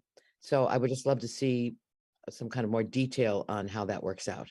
Yeah, so just following up again, I would ask Dorothy, is the intent just to support lower valued owner occupied homes? If that's the only goal of the program, then the residential exemption would achieve that. Again, if the goal was to provide some sort of relief to lower income individuals in town, then I'm not sure it would achieve that outcome. And if I may, I also think something to think about that I had mentioned with those properties that would not qualify, that are owner occupied, would be those seniors who have put their property in a trust and or someone else's name to help them out in whichever way that was helping them. So it's just, if there is going to be an outreach, I think that might be one of the questions that we ask, because how many of those people would actually be benefiting from this that are now not going to benefit? And that's a real scenario that actually happened when we did the survey last year. We had a gentleman come in and say, I don't live in the home, but I am on the deed and I provide the home for my family. Would this impact me? And it would, because in that case, the owner, the residents did not live in the residence, so they would not qualify for the exemption. Michelle. Yeah, I thought this may be a good or a possible solution to some of our concerns, but I really hear what you're saying, Kim, and just wanting to clarify that the increase in rent comes because it would flow through from the landlord to the tenant, correct? That would be the assumption, yes. Okay. And that may be another one of those things that if we do another outreach, something that we might ask those landlords if they would pass that on. I mean, you don't see why they wouldn't, but certainly if there is going to be another outreach, I would say that that would be a great thing to add to it. Okay, great. And then the other question I had is, do we have any data from other communities that have used this? And do we know if it's been successful? What sorts of challenges have those communities run into? And are they even, similar communities, obviously? Mhm. Yes, I did an outreach last year around this time, and I spoke with a couple of communities that had done this. One in particular actually had a very seasoned assessor who had been in many, many communities. He honestly had nothing good to say about this, but I can go into more detail, I think, at another time if we want to, just not to take up too much time, but I'd love to answer your question. I'd be happy to send you emails with correspondence that I had with this particular assessor and others as well. But yes, I have spoke with some, and I've heard not great feedback from the assessors on this particular. Just to sort of briefly touch the surface, to start this out, it's a huge process. You have to think about staffing in the assessor's office, especially hours where we only have myself and one other full-time person and then a part-time person. And then there's just the upkeep. So do you need a new system to track this? Do you have to send something out each year? So on and so forth. So just a few things to touch the surface of what would need to be done, what would need to be put in place to set this up. Thank you, Kim. Okay. Mindy Jo.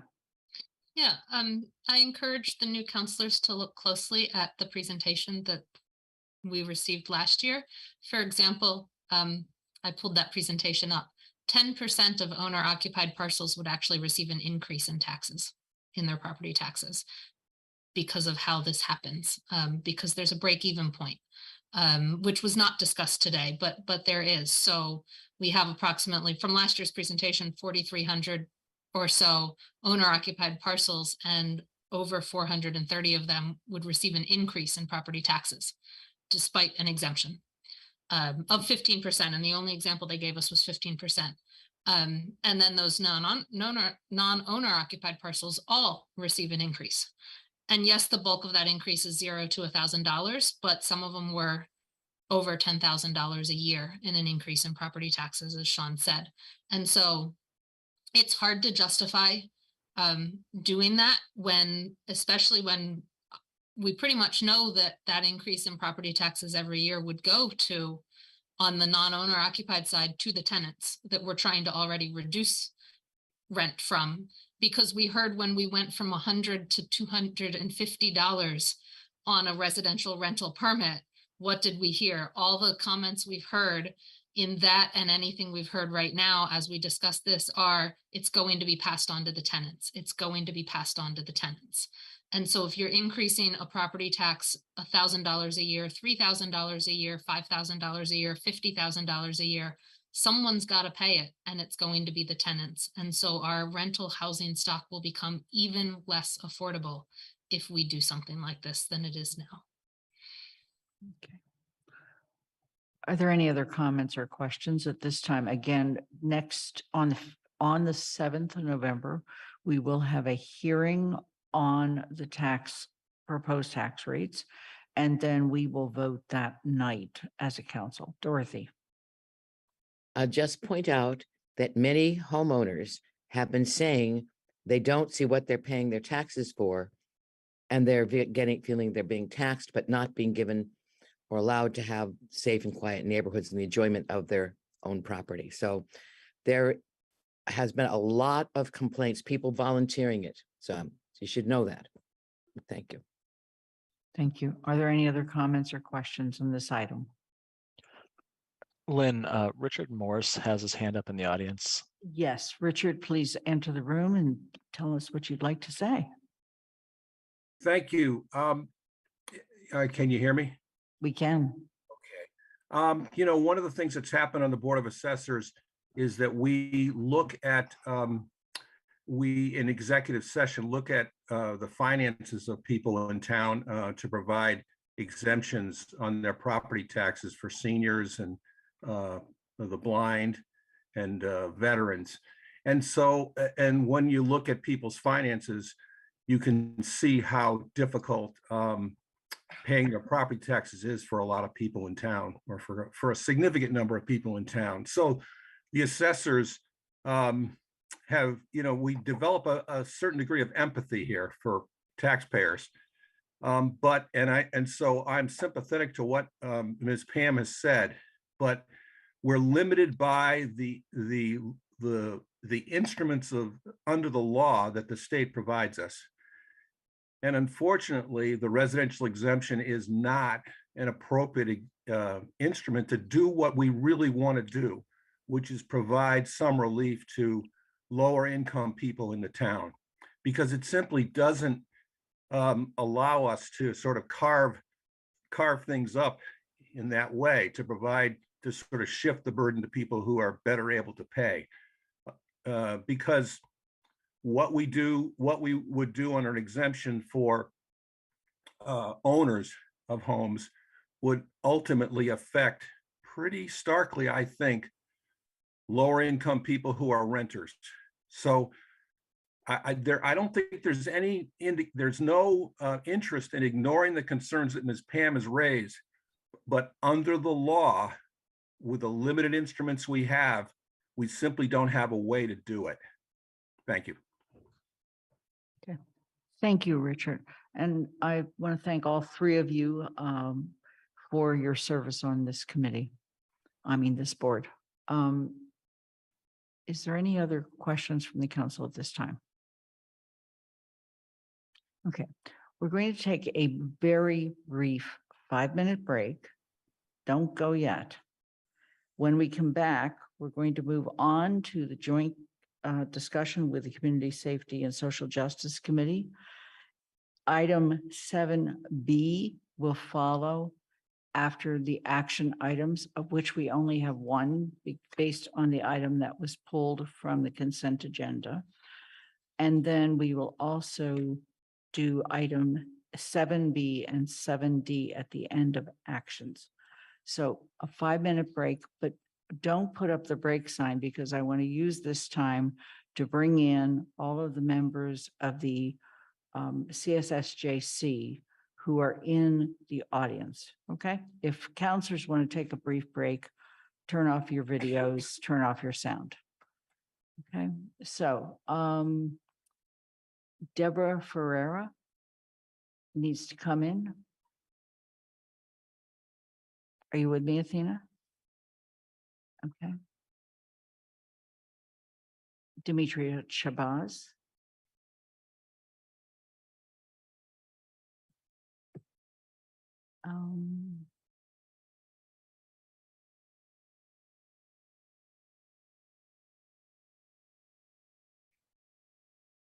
Philip Avila.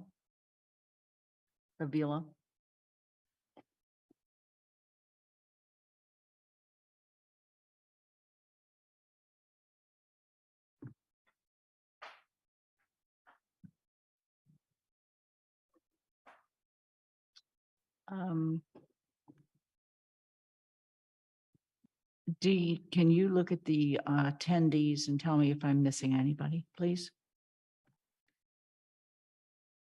There's Pat Anabaku. Thank you. Yeah, that's what I was trying to do. Maybe not everyone's on here. So Miss Pat, Deborah, where's Allegra? Yeah, Allegra's here. Philip?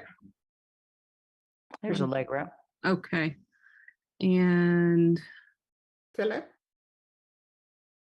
Philip's there. He's on. Oh, okay. Oh, yeah, and Freke. So Freke. yes, everyone is here. Okay. Is Okay. Freke promoted to a panelist though? He has been. Oh, okay, great. I don't see him yet, though. You have to push the blue arrow because we're now to the point that we have more people. Oh, than got it, fit got on the it. screen. Thank Yep. you. Okay, we're going to resume the meeting in a few minutes, but welcome. And when we resume the meeting, we will have the chairs call the CSSJC committee to order and make sure that everybody can hear and be heard.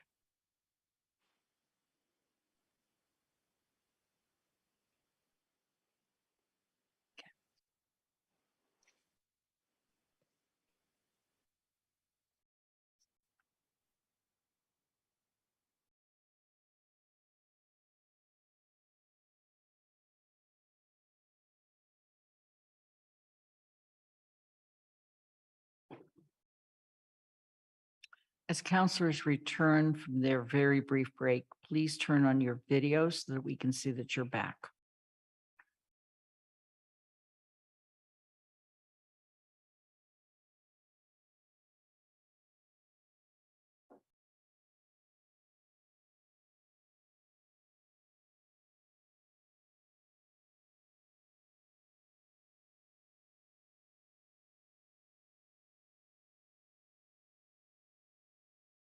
As you return, please turn on your video to make sure we know that you are back.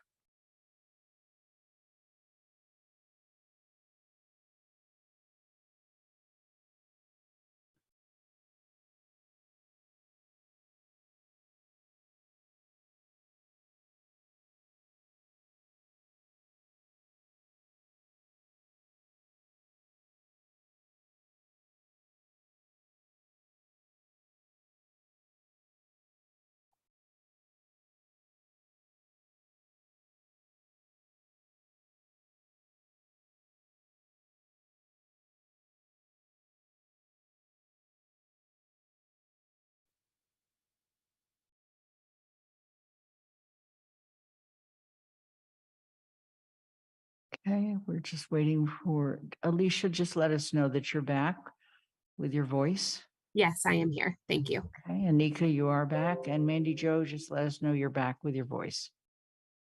I'm present. Thank you. Okay.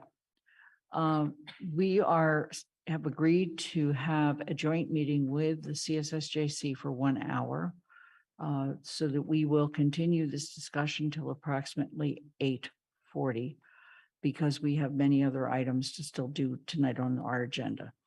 I would like to call upon Allegra Clark and Dee Shabazz, who are the co-chairs of the CSSJC, to call their meeting to order and to make sure that their members can hear us and we can hear them. This is, excuse me, a meeting of the Community Safety and Social Justice Committee. And it is 7:39 p.m. I'm sorry, I'm going to take a sip of water. I'm going to call on the participants of our meeting to make sure everyone can be heard, starting with my co-chair, Dee Shabazz. Yes. Thank you, Dee. Philip Avila. Yes. Thank you, Philip. Pat Onanibaku. Here. Thank you. Deborah Ferreira. Here. And Freke Ete. Present. Okay. Thank you. We have 2 reports that have been provided to all members of the CSSJC and the council. They are in the packet. They are from Chief of Police Scott Livingstone. And the other one is an addendum to the initial report that was made by DEI Director Pamela Young. I'm going to call on each of them to give a brief presentation of their report. And then we will move to discussion of questions and discussions at that time. So Chief Livingstone.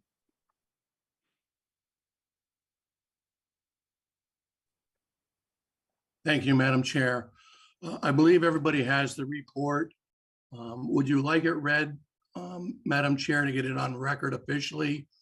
Or how would you like to proceed on that? I can explain that that report that was submitted to the Human Rights Commission was in addition to the original finding of the investigating officer in the July 5th incident, Lieutenant Bill Menard. And that was a synopsis and an overview of what had occurred and what we found out from the incident on July 5th. But I'm more than happy to read it if you want to get it on record. Is there anybody who feels that the report needs to be read at this time? Please raise your hand.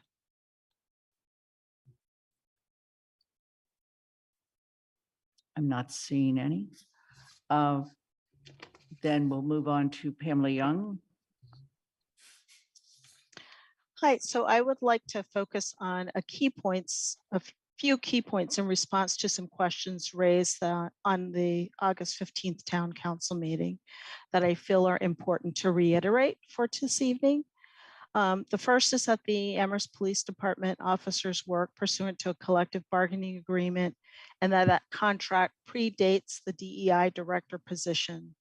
And as a result, the DEI department is not authorized to conduct an independent investigation of the police department of its officers. The initial report that was filed for the August 15th meeting was based on information that was provided by the police department. The addendum that you received tonight is based on additional information from the police department, a letter from one of the parents, and 2 anonymous letters, one from parents and the other one from the teens that were involved. After I received the letter from the parent, I communicated with the parent and offered to meet in person with that individual. That offer was declined. As the newly hired DEI director, this incident has been a challenging one and very informative as well. I think it's important for the council and the community to know that I take my responsibility assisting the town manager, the town's elected and appointed officials, staff, departments, and community members seriously. I've tried to bring my personal values to the position, a personal commitment to advancing equity, integrity, an awareness that the work is very complex, that it's challenging, it's emotional, and it is ongoing. And with that said, I would like to read into the record my closing observations that are included in the addendum. Some of the youths and families involved in the July 5th police interaction have expressed feelings of harm. No one is in a position to deny another's feeling. We can all agree the patrolman's statement to the minors regarding their individual rights was incorrect. As the town moves to be a safe and welcoming community based on mutual respect for all, harm will occur, but reconciliation is possible. As a community, we must have the courage to admit a mistake, act to correct it, the strength to do the hard work of reconciliation, and have the capacity to forgive and show grace. Included in the addendum, or as a footnote, are the values that you as a community have voted to embody. And I would just like to direct everyone's attention to those as we continue on the work that lies ahead. Thank you. Thank you for your comments, Dr. Young. The floor is now open for questions or comments regarding these 2 police reports. And those would be questions or comments from either members of the CSSJC or the town council. Dee Shabazz. Thank you. I'm going to ask that people try to contain their comments to 2 to 3 minutes so that everybody gets a chance. Thank you. Yes, thank you, Lynn, and thank you, Pam and Chief Livingstone, for providing more information. However, I believe that both statements amount to the standard language we see used by police to protect their officers without real accountability or reform, especially regarding the most vulnerable in our community, which are our youth. They're all our children. And again, to reiterate, as a CSSJC, it's important to establish an independent civilian review board with subpoena power. As we see, Pam Young does not have the power to even review those types of records due to the contract with the police. So we also need an independent complaint process. And what the CSSJC has suggested is the creation of a victim compensation fund that would go towards helping to make the police accountable and restore public trust.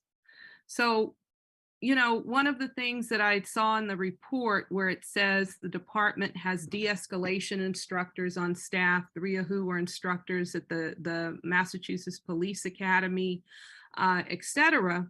These are things that the CSWG and my group pointed out only go as far as the will of the police force and the community, because training does not assure that these missteps or abuses won't occur. Okay, but again, a review board, an independent review board that would have some subpoena power, they could determine perhaps appropriate disciplinary actions. One of the things that is clearly something that Pam Young's report and Chief Livingstone both point out is that one of the 2 officers spoke erroneously and that there was some type of harm as a result. We've also confirmed that with the youth. We have quotes from the youth. We have a letter from the families as a group. What is not clear is what will happen next to make these families and these children whole. So while the principle for being made whole sounds real simple, we know it's a process. And if we want them to be made whole, we need to ask first for forgiveness and work to resolve this hurt, right? And to make amends.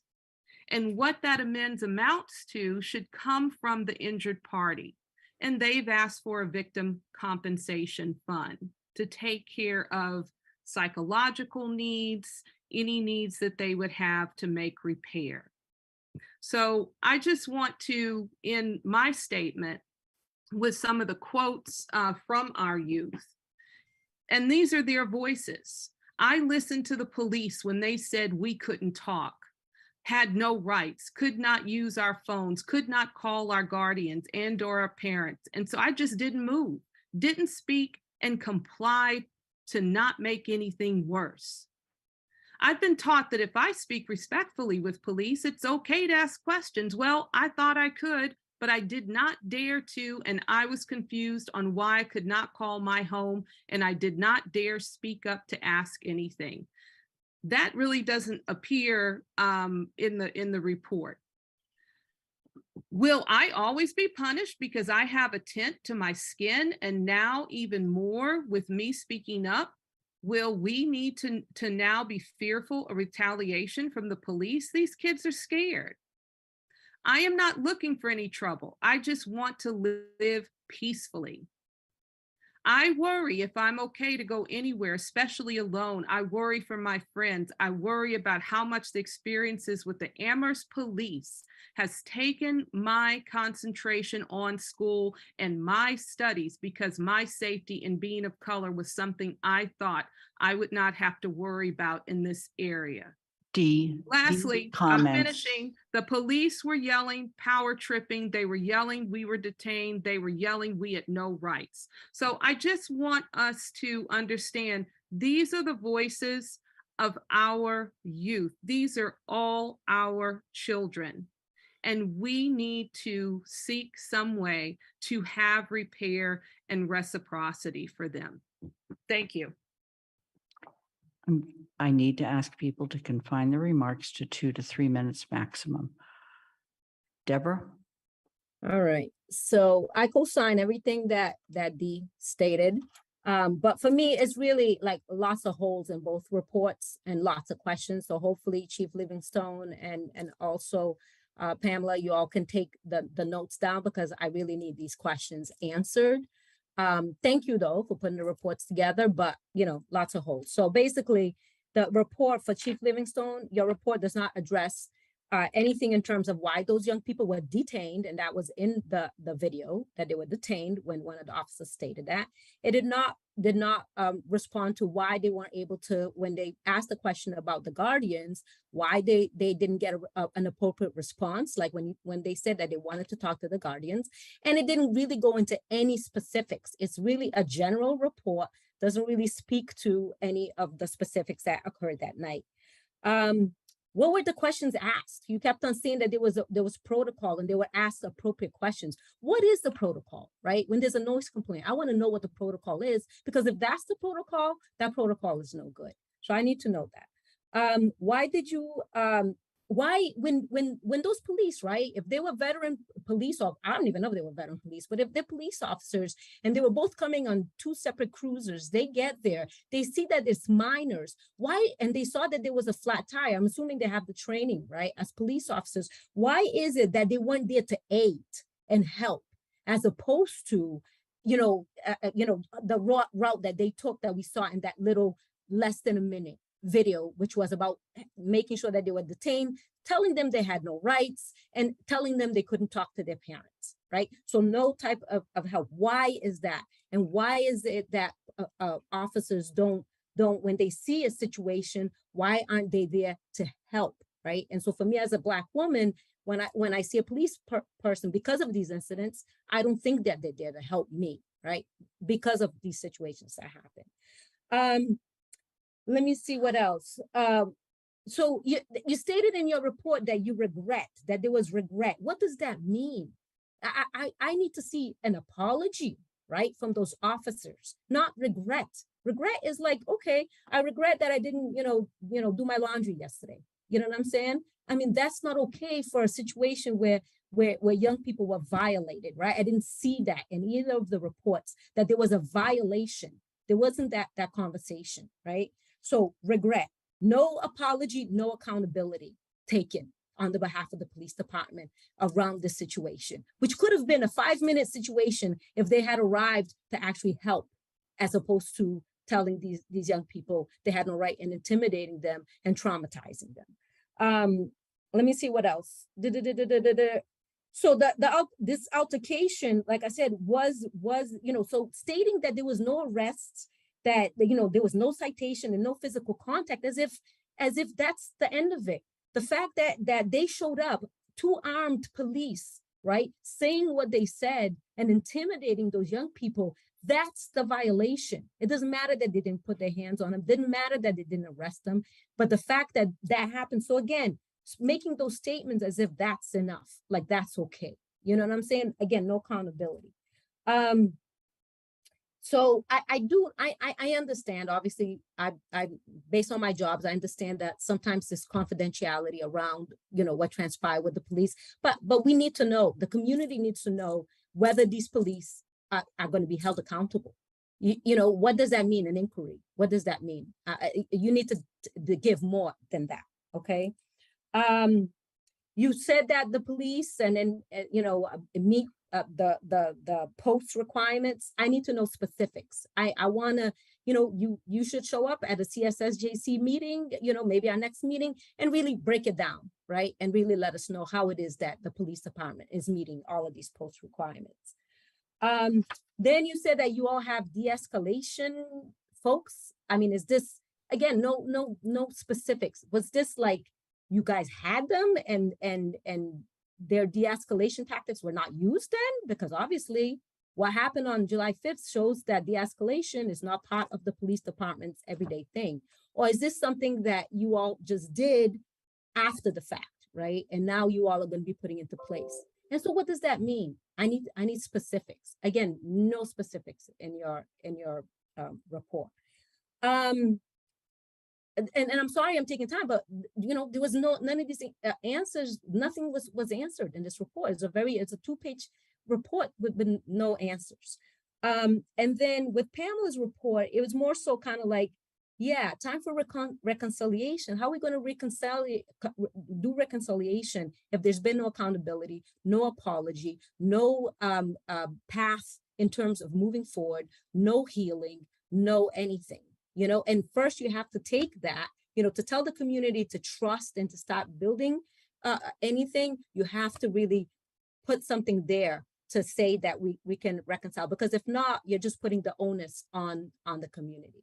And then there was one other thing on the chief's report, which was that, around the Spanish speaker and saying to the parent that the police felt that they were communicating well with them. How do you know that? You know what I'm saying? No, this was actually in Pamela's report. How do you know that? Just by stating that, yeah, the police felt that they were understanding, that doesn't say anything. That's not communicating anything. So I need Deborah, to know more information. I need to ask you to stop. Okay, one last one. Just please look at the protocol, right? So if the protocol is that was stating in the diversity, in this diversity report, what is the protocol? And the protocol needs to change. Thank you. Chief, is there anything you'd like to comment to at this time? I'm not sure if Ms. Fiera was looking for answers right now to all of those questions. Okay. I can certainly try and answer them all now, or if she would like something further in writing, or as she mentioned, to attend a future meeting with the CSSJC group. I mean, if you have responses to some of them, that would be nice. Chief Livingstone, did you want to respond to any of the questions at this time? I'm sure there's some of them I can answer, certainly. Would it be possible for us all to speak and then you could speak, Chief? Sure. Because I'm sure there are other questions that the CSSJC has, and I'm sure the town council. Would that be possible? Sure. Yeah, I'll try and keep track of as many of these questions as I can. Appreciate it. Pat Anabaku, please, 2 to 3 minutes. We have 1 hour and we're already into that time. Good evening, all. Thank you, Ms. Young, for the report and your comments tonight. I'll try to be brief, even though I have a lot to talk about. In addition to what Ms. Shabazz and Ms. Ferreira had said, I agree with them. This is to the Chief Livingstone. Seriously, I felt after reading your report that you did not have compassion to the youth.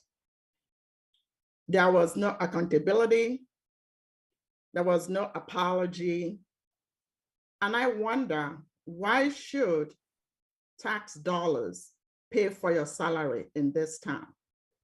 I think you need to think about stepping down, because you are not representing I'm sorry, I need to interrupt this line of questioning. It is inappropriate for anybody inappropriate to sit here and ask for a police chief's resignation in this meeting.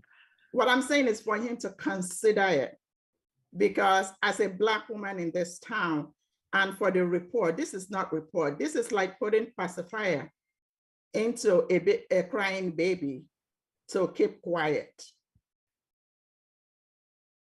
Okay, I do not see how this town will move forward towards healing when there is no apology, no nothing except for defense. To me tonight, this is just a show, theater, waste of people's time tonight. Nothing will come out of this. 2 to 3 minutes is not enough. I have more to talk about, but this is not okay. The kids are hurting. They need to be made whole. And we're sitting here, ask for a report for more than 3 months, and this is what we got. Mediocre report. Really? Would a Black chief police do this in another predominantly white town? Hell no, that will never happen. Breaking. Thank you very much. This is an incident that's occurred and it's a learning experience. And I think one of the things that we could do in learning is have a better sense of what exactly happened so it doesn't repeat itself. In that vein, I have a few questions for both the police chief and for Pamela Young.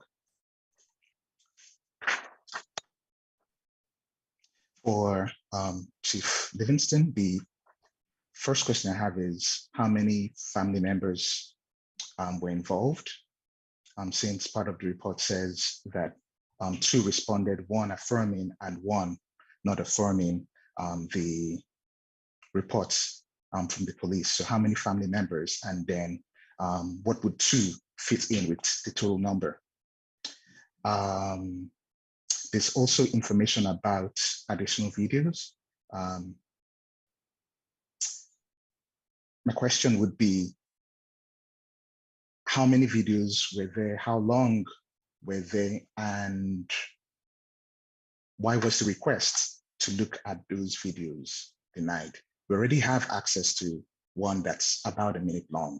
So what about the others? And was there any reason given for that request being denied? In the report, it's also said that the second officer corrected the statement of the first officer. If you could expand on what that means for us. And this is just a side comment, not really a question. I noticed that in the report, the word through was spelled as THRU, which is short form. I think it would just make sense to have it as something spelled through. But again, I'm not sure what the style is for those kind of reports, but that's something to consider. For Ms. Young, one of the questions I had was that in the disputed facts, there was something said about the officer voiced an intention. If you give me a moment, I'll read that. It says the officers voiced an intention to discriminate against college students as the officers offered this as an excuse for their behavior. This is among the disputed facts. If there's a way to flesh out what that means. Also in your report, it is said that the attitude of the officers arriving at the scene, their continued presence after the arrival of 2 parents, and the position of the officers' cars while awaiting the tow truck escalated the situation. What did that escalation mean in the context of what happened? And then another question is the statement that was made, or the report of August 14 says at least 3 of the 9 individuals were BIPOC. But this statement says that we have 6 BIPOC. And so I'm wondering,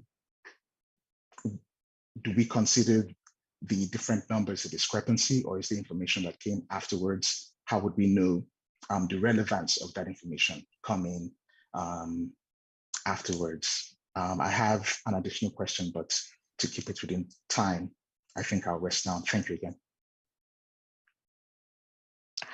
So with your permission, I can answer those 3 questions now. At the time of the first report, the information that I had about the racial identity of the use was that it was at least 3 of 9. I wasn't sure of the exact number, so that's why that was phrased. Following that initial report, there was additional information that suggested that it was 6 of 9. So that's why there is the difference between the two reports. The other questions that you have are comments reference to the summary section of the parents' letter. So I did not have the permission when I spoke with the parent to include the parent's letter in its entirety. And so I, through communication with the parent, had provided a summary of the key points, and the parent expressed back to me that my summary was a good synopsis of the key points of the parent's letter. So that is what appears in that first column of disputed facts. So it is the parent who is alleging that that the officers made a comment which seemed to indicate that they were trying to justify their behavior by saying they regularly have interactions with college students. And it was the parent who said that the arrival of the officers and their behavior de-escalated the situation. So that's what's in that first column. Philip? Mhm. Did that answer your questions, or did? Yes, it did. Thank you very much. Thank you. Thank you, Pam. Hello, Pam. everybody. Thank you so much. My name is Phil Bavila. I'm a CSSJC committee member, as well as co-chair of the Human Rights Commission. And so the line of questioning that my colleagues have done covers most of what I want to get into, but more, and I will second all of what they have said. And more so what I would like to get into is kind of the process for this report to come out, or the investigation of this Chief Livingstone, being that we, as a Human Rights Commission, were the ones to put out the formal request. It very much seemed as so that we were not given the due respect of at least being aware of an investigation happening, an investigation continuing to happen, the close up of it, and so on. So I just like to understand kind of that process and maybe look at it to see if we need to change that process, as well as the DEI department. I understand that we didn't have one fully until July. And so I would like to maybe make a request, make an advice, I don't know what you want to call it, but that the DEI department does have some type of seat at the table. And I don't know if that needs to be done through the collective bargaining agreement or anything as such, but I really do hope that we are taking that into consideration, being that looking at that report, we can see that there was some wording of discrimination happening. And so maybe having an outside lens outside of the police department will give purview into structural racism and others that occur. Last, I'd like to go on the comments of my colleague Deborah, that it very much does feel as if the police department is not really owning this issue, right? Like the police officers were the one that said it. And whether or not an apology at this point, 3 months later, is going to correct things or not, it's a step in the right direction just to own it. Just own it. It happened. You know what? Our community can grow from this. Our community can move forward from this. And I think that that is what we're really calling upon and looking for, is to have the police department and the police officers, the police chief, everybody involved to own it. And then we can start to discuss how we are going to move forward and what is going to happen, because it really does, and in Deborah's words, put the onus on the children and the family. It makes it feel as if that if the police department is not going to own this issue, then the families kind of have to be like, okay, now I guess everything has happened for 3 months. This report came out, the DEI report came out, and now I guess we should maybe go seat at the table. Maybe we should go reconciliate with the town. Why can't it be that the police department say, hey, we messed up and we messed up badly, We are sorry we messed up. How can we move forward? And I'll leave that as my last comments. Allegra. I just wanted to thank all the members of the CSSJC for raising such important points. I certainly agree with everything that's been said so far tonight. And in reading both reports, I was, like other members have mentioned, left a little disappointed and still a little confused about what exactly has happened. And so I just, in the police report, I'm wondering what exactly it means saying that one family affirmed the police actions and one family disaffirmed the police actions, and what actions are we even referring to when we're talking about the actions of the police. And I think just to bring it, I guess perhaps this is more of a knowledge question for me. I was really struck and negatively so by the statement in the DEI report saying the officer did not perceive a language barrier. I again agree that I don't think it's up for the officer to determine whether or not that person understood what was going on, especially in the context of interacting with a person who has authority in a town and somebody that you might have fear around. So I guess my question would be, what are the protocols in the police department when there is interaction with a person who's not English speaking? Are there officers that speak other languages in the department? How many, how often, how are they deployed? Is that, are they able to send a Spanish speaking officer if they know that there's a Spanish speaking person, or whatever other language capacity the department might have, if any? Because again, I think the CSSJC is really grappling with accessibility for all community members, understanding that not all community members are English speaking. So that is, again, translation services or bilingual capacity are things that we are thinking about and looking at. And I think it would be helpful to understand what the department's capacity is in that sense. Okay. Are there any other comments from people that have not spoken?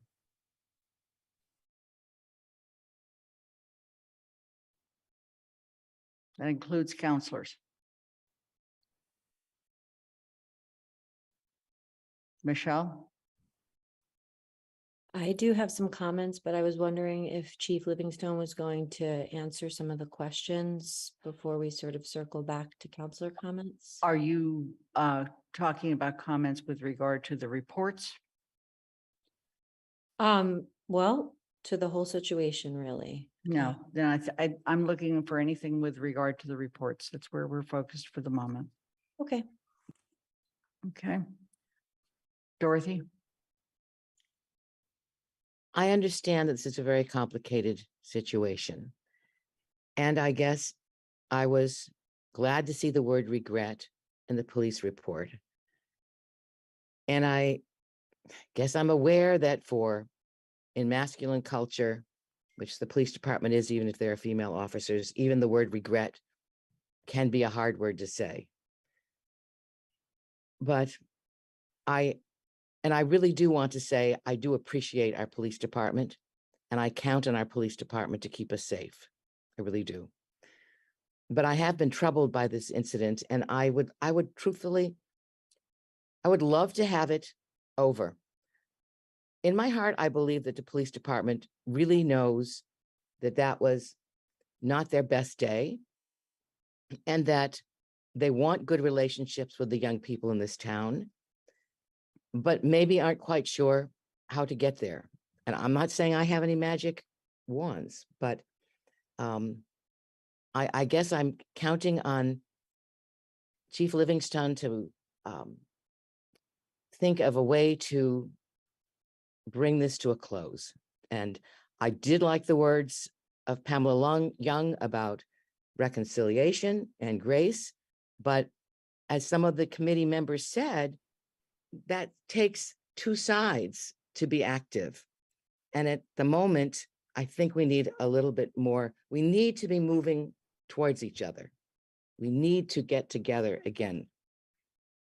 So we need to have healing, as the committee says. That's it. Chief Livingstone, did you have anything you'd like to say at this time? I mean, I can answer the questions, and I'll try and go in reverse order unless there are other statements or questions that anybody else has. Please go ahead. All right. Let's see. So Ms. Allegra, you asked a question about what it means that one family affirmed the police actions and one disaffirmed. So when the officer that was investigating the incident reached out to all of the parents and all of the families to meet with him, only 2 responded. One was happy with the police response and one was not happy with the police response. So the family that was happy with the police response is the one that was affirming it, and the one that was unhappy with it disaffirmed that. So that's what that means. As far as officers that speak different languages and fluency in our agency, we have officers that speak Chinese, Portuguese, many that speak Spanish, Polish, and of course, English. But as far as foreign languages, Chinese, Portuguese, Spanish speaking, and Polish speaking officers. If there's an incident where we don't have an officer working and we need that language, sometimes we reach out to the University Police Department to see if they have somebody that can speak the language, or Amherst College Police. They do the same thing with us, vice versa. If it's something that's not urgent, where we need to have somebody that can come right to the police station, through our victim witness associations and district attorney's office, we have a number of people that can come to the police station. Let's say somebody needed interpretation in a language we didn't cover and it was a domestic violence incident, something like that, then we do have resources that we can reach out to accommodate those folks. I believe those were the only 2 questions that you had. Mr. Phil, you had a question about how complaint files go on and what is the process for a complaint. So in the town, anybody can file a complaint. In this case, I think the complaint was filed through the Human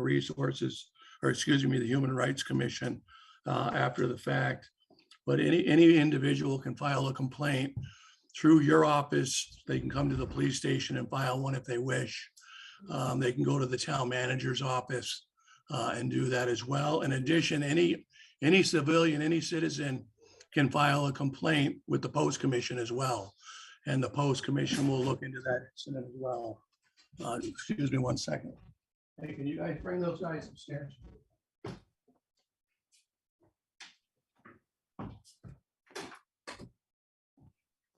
Apologize for that. My dogs are bark.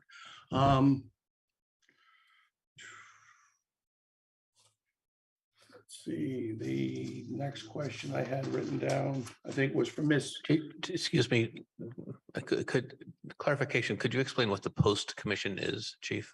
So the post commission is a new commission that was voted in 2021 through the state. It was the result of all the incidents and all the investigations that came out of the George Floyd murder. And it was a law that was passed by the state legislature that puts all of the training requirements and all the requirements for an officer, a police officer, to be certified in the hands of the state now. So, and everybody has, every police officer in the Commonwealth now has all the exact same training and all the same exact responsibilities. So the first round of officers have been certified, and they're going through it in a slow and methodical process. So officers with last names that begin with A through H have all been certified in the town of Amherst. And that means that every Amherst police officer has met the requirements of the post commission for training, for graduation, anything that covers anything to do with policing across the Commonwealth. They checked all the backgrounds of every police officer, made sure there were no past incidents of misconduct. I think, if you've been following the news, I think across the Commonwealth, somewhere of 90 officers have been decertified. In other words, they can no longer be police officers. Again, they're taking a slow process on that, but they're looking at every aspect of every police officer in the Commonwealth of Massachusetts to either certify those officers and make sure they're legitimate and for the job. And if they're not, then they get decertified, and decertification happens. They can no longer be a police officer in the Commonwealth of Mass. That's what the Post Commission does. And that's in a nutshell what their responsibility is. There is a separate Post Commission that oversees that. And it's easier to go on their website. You can see who's in charge of that. And it explains it in a little bit more detail than I was able to tonight. Another question, how many family members responded to the internal inquiry? Two family groups responded to our request and to the investigating officer. And I think I mentioned one affirmed and one disaffirmed the actions of the police officers. The question was how many videos are there? I don't know. We were given access to the same thing the public was given access to. We asked for additional videos that we were told were out there. They were not turned over to us to view. We were allowed to see one other video, but only 3 seconds of it. And there was nothing in that video. So we had to our access for the investigation what everybody else has seen. So there's no additional video that we've been able to view or access at this time. I'm trying to find Miss Deborah's questions. Oh, so one of her first questions was, why were the individuals detained and not allowed to leave? Why weren't the officers there to help? When we first got the call for that, it came in as a noise complaint. And the officers that responded, we aren't told who's the complainant. We aren't told who is the person making the noise. All they were told is there's a loud, rowdy group in the parking lot at the 693 Main Street address. And so when the officers came upon the scene, the protocol is to gather the individuals, attempt to identify them. That's part of what the bylaw says for the noise bylaw. Part of our responsibility for responding to noise complaints is identify the individuals, and then the officers have discretion on what they can do with that. They can either just give a verbal warning. Sometimes there may not even be a complaint, but if there's a valid complaint and there's noise happening, they can give the individuals just a verbal warning, which is what happened here, or they can give a town bylaw violation citation, and that's the purpose of identifying them. And in rare instances, they can make arrest, and that's all in the town noise bylaw violations for protocols on what steps police officers can take when they respond to noise complaints. So the officers did recognize, and after conversation with the individuals, with the youth there, once they got everybody together, and we're able to identify everybody, that they identified them as, as youth, as minors, that nobody had a valid license at that time. So we couldn't allow them to leave at that point because they are all minors. And at that hour of the morning, which is now 1 or a little after 1 in the morning, they're our responsibility. So, I think somebody asked, why weren't they allowed to call their parent or guardian? They are all allowed to call their parent or guardian after the officers got the information about who they were. So I think in the video, it may say it may show an officer saying, you can't call your parents. And what he meant is you can't call them right this second. Let's find out who we are and what's going on. And then we'll make a determination about what's going on as far as who we can get it for parents. Let's say no parents showed up, then, we would have had to bring the youth back to the police station in order for parents to come in and pick them up. But we're fortunate that a couple of parents came down to the scene and were able to take everybody home that night. Again, being minors, nobody being of the legal driving age, they were our responsibility at that time. If we allowed them to just leave on their own and something happened to one of those individuals, we would have been liable and responsible. Noise complaint protocol. So yeah, we have policies on that, Ms. Deb, and I'm pretty sure that the all the way back to CSWG has all of our policies that we had sent previously. So the protocols and the policies on responding to noise complaints should be in there, but I can get copies of that for anybody who wants. I heard a couple of people ask, why was there no official apology? Part of my intention was when I had reached out to all the parents, I wanted to have a meeting with all of them face to face with the officers and have a meeting with them on either on their terms or wherever they wanted to meet or at the police station. And, I think I made the comment of we could get together and have pizza. And I think a parent took that as I was being either sarcastic or not, heartfelt, but that wasn't the case at all. I was trying to give options to all the families to come in and have a discussion about exactly what happened and why the officers handled the situation the way they did and what protocols they have to follow in that process. One of the other complaints or one of the other questions was after the officer, the first officer, the male officer on the scene, told the young youth there that he didn't have any rights. Again, he regretted that immediately. He told me he didn't know why he said that. The words came out and he recognized it immediately. The second officer on the scene, the female officer, recognized it immediately. And if you watch the very end of that 53-second video, you'll see her start to explain that's not what he meant. And then the video that we saw, and I think the public saw, was cut off. But she goes through a 15-minute discussion with them about here's what's going on, guys, and here's what's happening. Here's what has to happen next. She explained the entire thing to them. She's upset about it too. And, it's not, these officers they're not feeling like this is an empowerment or a power issue. They felt horrible and still do to this day about this call, about this incident and the way it was played out, and that they're students now, youths who are afraid of the officers, and that's not what they're about. They're both very young officers themselves. They're in their mid-20s. They're not veteran officers. They're relatively new to the force. So, this is not some power trip they were on. So, and I think the last thing was, Miss Pat, you want me to resign? Yeah, that's not going to happen.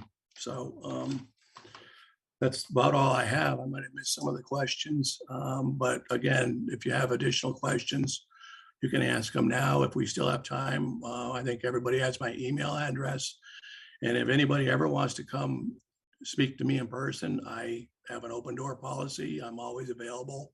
I'm more than happy to speak with people.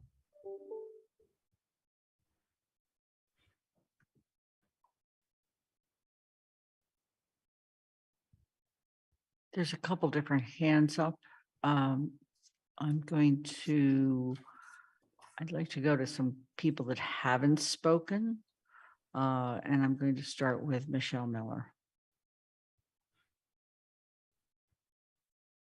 So I'm looking at the time here and I see that there are other Community Safety and Social Justice Committee members that would like to speak, but I am wanting to offer a possible pathway forward with the primary objective of reconciliation. And I do truly believe that we can get through this as a community and that we'll be better for it. What I'm hearing in this discussion is that there's a consensus that the officer spoke erroneously and that there was harm to the youth as a result.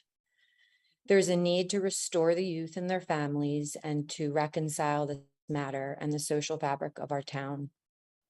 This is a key tenet of transitional and restorative justice. Just like with many matters that come before the council, this matter needs to be unpacked further. Our process as a council is to refer matters to one or more committees to look more deeply at the matter, including consulting with town staff and committees and obtaining a legal opinion. 8.2A of our town council rules of procedure states that the council may refer any measure to a council committee, the town manager, or town multiple member bodies. which shall constitute a request for a report back on such matters. So with that, I would like to make a motion. I have sent this motion to Athena. And with your permission, Lynn, I would like to offer the motion. Please go ahead. I move to refer the matter of the incident occurring on July 5th involving 2 police officers and 9 youths to the CSSJC, HRC, and the AHRA to collaboratively review the incident with the input of the DEI department and other appropriate staff, and in consultation with the town attorney, for the purposes of making a recommendation to the town council to repair the harm and reconcile the incident by November 21st, 2022. A motion has been made. I have to look to the council to see if there is a second.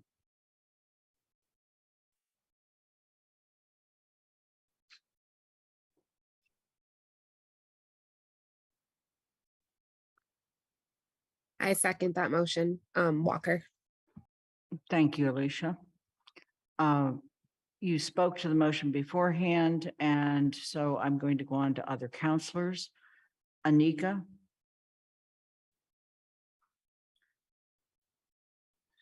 I'm sorry, I couldn't unmute myself. I do agree that this should be moved to be able to be discussed where it is more appropriate, especially where there is legal review. What I'm hearing through these conversations is each time there is something either added in and that's not complete with the reports. And what Pamela gave in her report was what she was asked to do and seemingly what she had the permission to share. The other questions coming in terms of what is someone's perspective, I understand that that's confusing, but perspective is, again, not law. And it also seems like for there to really be a solution to if you have 2 officers that go and deal with a group of youth and they're 2 and they're both English speakers, unless they have some sort of translating services, how is it ever out of perspective? You know, so I know that this is also what is being worked on, but this is just what we have. And, you know, I'm sitting here and obviously there's a lot of pain and hurt that's going on from the youth, from their families, the one that have, you know, stepped forward and been able to speak. But, you know, there is also a lot of confusion here. And I have to get my thoughts right. On one hand, you know, we have, as I said before, we have Miss Pat, who is holding the youth, who has been declared their representative, but is not in capacity to do so, at least in a way that is dealing with municipality. This is your slowest course of recourse if what you want is urgency. It's not in our purview to do half of what is being asked.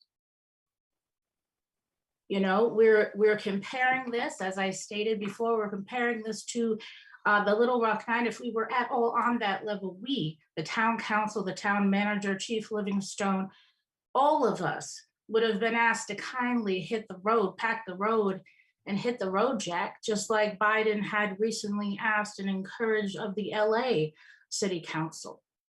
So I'm hoping that we can, after this, do whatever it takes to get the right people connected, utilizing Pamela, bringing all of her resources where she would never have had to really step foot in Amherst to deal with this, because unfortunately, this is not a problem unique to Amherst or anyone else, anywhere else rather.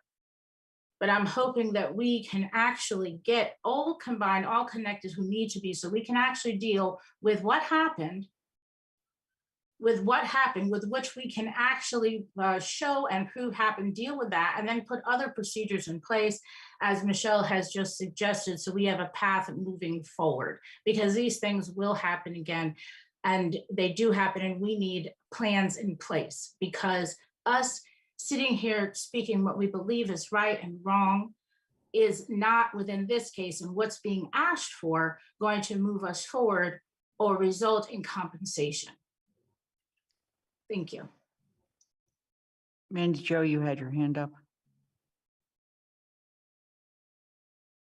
I've taken it down for now. Okay. Alicia? Thank you, Lynn. So I just wanted to say I am going to, I support Michelle's motion because I also agree that this situation deserves more attention and a committee and people who can specifically focus on that. And I think from what I've heard collectively, that is the reason why we have not been able to address it, because we don't have the time and we have so much going on. And so I think it makes sense to refer it to a committee who can look at it and deal with it more urgently. But I also just wanted to say that, like, after listening to everyone's comments and reading the information in our packet, I feel like the priority for the committee that has come to us is like very simple. And what they're looking for is for town leaders and officials to come to the defense of and give support to the youth who were traumatized in the same way that Lynn came to the defense of the police chief tonight. Very simply. And it's that response, like, it didn't take any thinking, like, you knew it was wrong. You responded right away. It doesn't take 3 months to consider and to look into and to figure out what happened. For situations that are urgent, to get a sort of response that is that we will support you and we are defending you because you are our youth and you are valued and you are valued community members and we care about your well-being and your growth and your support.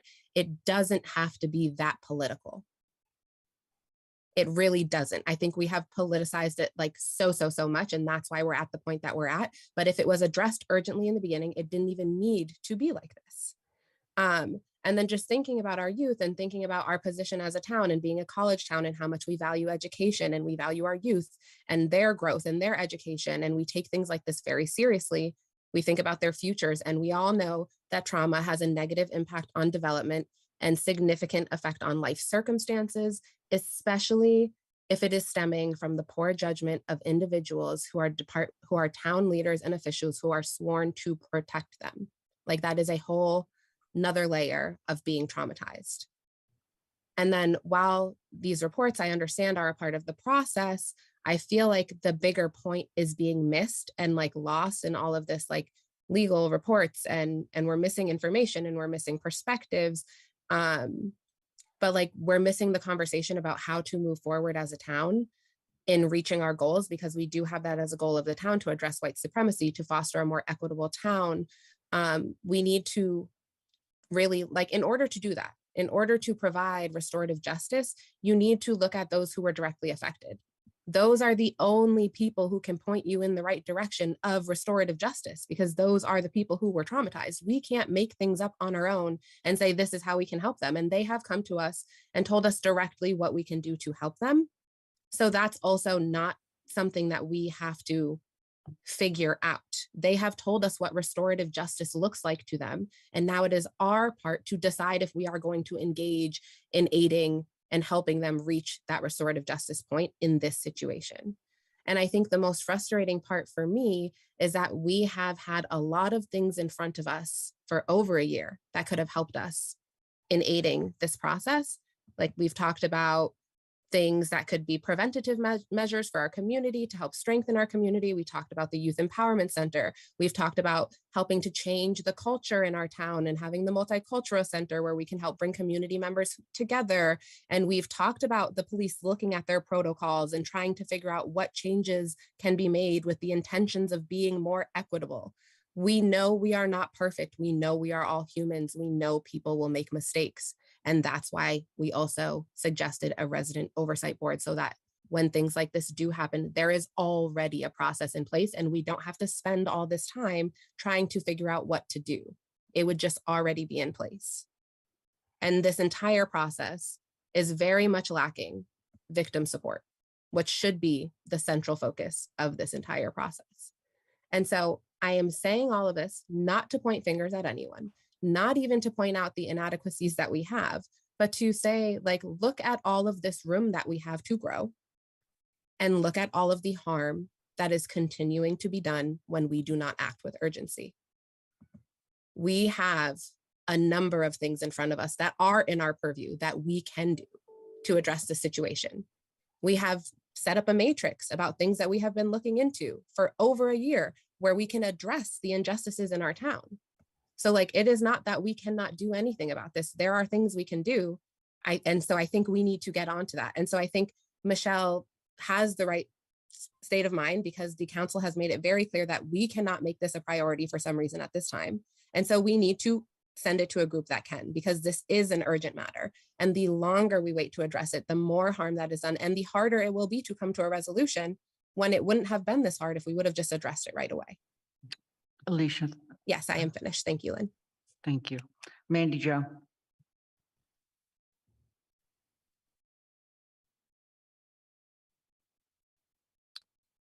Under section 2.10C of the Amherst Home Rule Charter, I am invoking my counselor right to postpone on the first occasion that a question is on adoption of a non-emergency measure is put to the council.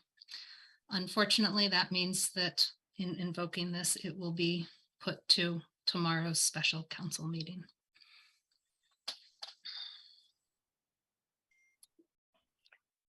And let me just make sure, Athena, a right to postpone is, do I need a second? No? Do I bring it to a vote? No, the right to postpone using that charter section is an automatic to the next regular or special council meeting. Okay. So the counselor has exercised the right to postpone. That means that this conversation will continue at sometime 3 o'clock or after on tomorrow afternoon, on the 18th. And that is not debatable. Okay. I want to thank all of you. Does that mean we have to end all comments now? Yes, it does. That's the charter. So Lynn, for us that don't know, can you explain what just happened? Because Yeah, I don't know. our charter has in it the provision for any one counselor to exercise the right to postpone a conversation. If they do that, it's automatic and it is taken up at the next council meeting. Because we called the council meeting for tomorrow, along with the finance committee meeting. And that will only happen, by the way, if there are 7 counselors present. That would be the next council meeting. To the best of my knowledge, there are no other council meetings between now and November 7th, right? Athena, where it's a committee of the whole. So and at tomorrow's meeting, if 4 counselors vote to postpone, then it goes to November 7th. And that is in the charter. So So Lynn, with all due respect, and I appreciate Deb, you asking for a clarification. You know, this doesn't mean this is going away. And so we have to figure out a way to resolve this. Right, So we know that. And Michelle's, motion seemed like a reasonable way to approach it. I want to be very clear. The motion not only postpones it, but it stops discussion. And that is our charter. And I totally understand what you're saying, Dee. But I cannot undo a motion or the right to postpone that another counselor has said. So Lynn, just clarification again. So do we go on the same link tomorrow at 3? Just so you can give us more Yes. information. Yes. Okay, same link tomorrow at 3 o'clock. Tune in tomorrow at 3. Yes.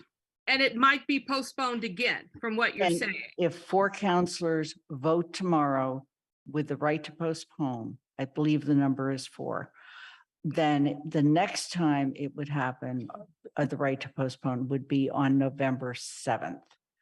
And that is Athena, I want clarification from you and you have your hand up.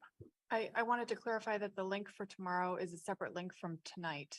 That Yes. There's a different link posted for the finance committee meeting tomorrow. I'm sorry, Dee, the link for tomorrow is not the same link as tonight. The link for tomorrow is under the finance committee meeting. And it is. Can that be shared with CSSJC? Absolutely, Thank you. absolutely. And it'll bring you into the audience, and then the chair of the finance committee and I will work out how he wants to proceed with that. Okay. So Ms. Lynn, this is what white supremacy looks like. That's exactly what This is what it looks like. You have an issue that impacted BIPOC community. A white counselor singularly postponed there. What an insult to the BIPOC community in this town. Pat, I accept your comment. I think the best thing at this point is to take a break. And I just wanted to say, as the chair of CSSJC, that we actually, in our meeting agenda that's posted for the public, have a public comment period. So I'm hoping that we can open our meeting to public comment before. your public comment would have been the public comment of the council. What? They're not the Oh, public. we didn't know that. They're not the public. We're not doing any other public comment this evening. You were posted to be a meeting jointly with us. We did not post another public comment tonight. Yeah. So this, I have to agree with Ms. Pat, and I think history shows what this council is doing, unfortunately, through the charter and how we are being treated and how our young people are being mistreated.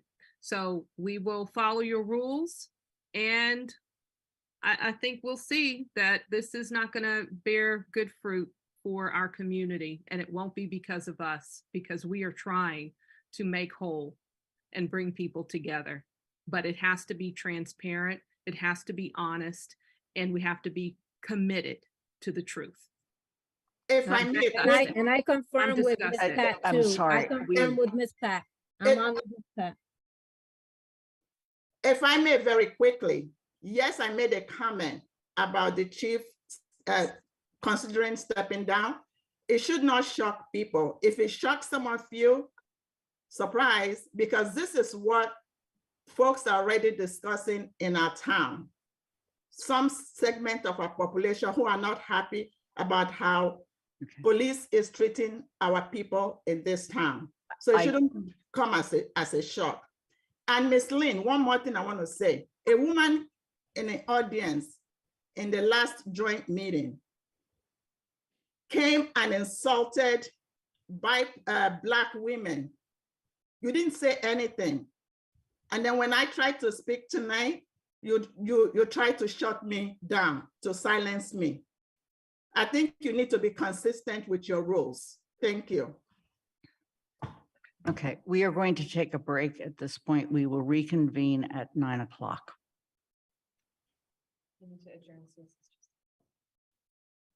So did we adjourn our meeting though? I'm sorry, CSSJC needs to adjourn their meeting. We're done? Oh, okay.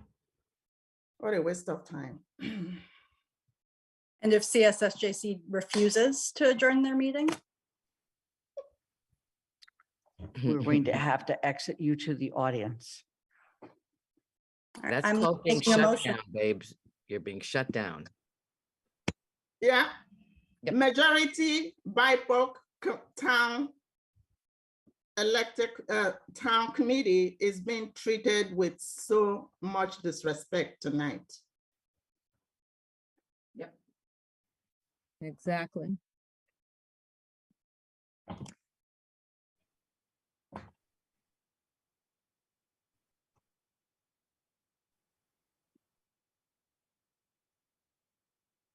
Excuse me, is there a motion to adjourn? Adjourn for what? We're not done with this meeting. For what? Other items should be postponed. The item is postponed, and you need to all adjourn your meeting so we can go on with our meeting. I regret that is the way it is.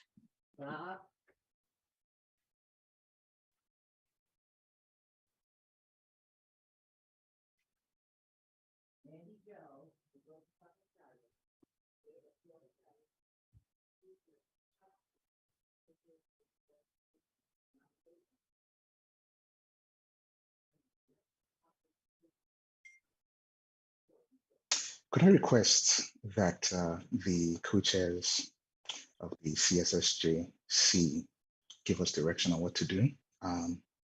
Because in the absence of that, given the environment right now, I'll simply leave.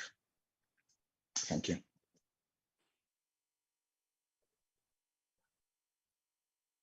I am not going to motion to adjourn. If another member of the group would like to, that is up to you. But I am not going to make the motion.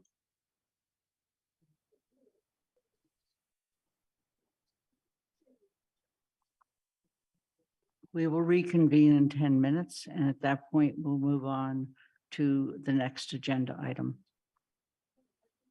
I don't have any choice. If I do anything else, it is breaking the charter, and that's a violation. So Is there an open meeting law violation for not having public comment that's posted on CSSJC's agenda? you shouldn't have posted public comment on CSSJC's agenda. It should have been only that you were meeting with us jointly. So is there an open meeting law violation? Because it's posted on our agenda. No, because this is a council meeting and you're part of the council meeting. Your meeting was posted so that you could meet jointly with us for this discussion topic. I didn't review your agenda. It shouldn't have had public comment on it.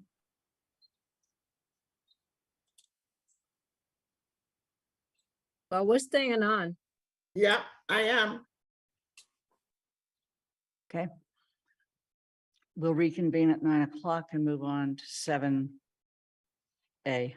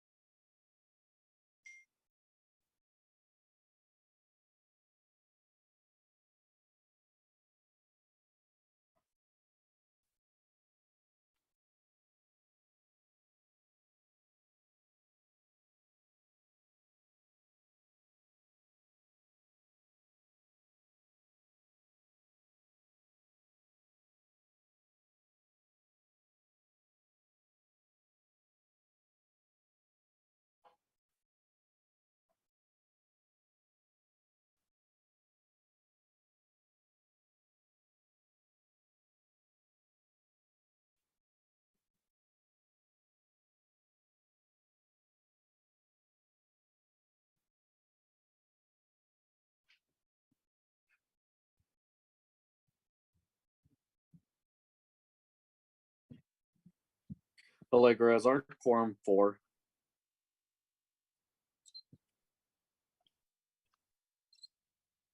I believe so, yes. Since we're being recorded and we still have a few seconds and we have not adjourned, I'd like to just make the public aware in the audience that Mandy Johanneke is a council member at large, which means that any town resident can vote her out next year, if that is a possibility. Thank you for that, Philip. Thank you. Thank you.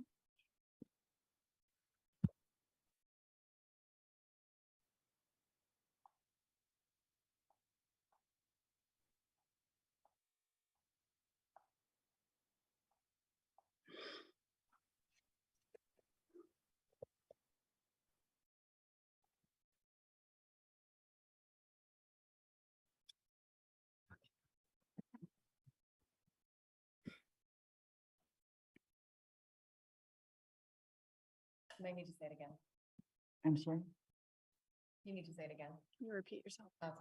As you return, please turn your video back on. Thank you.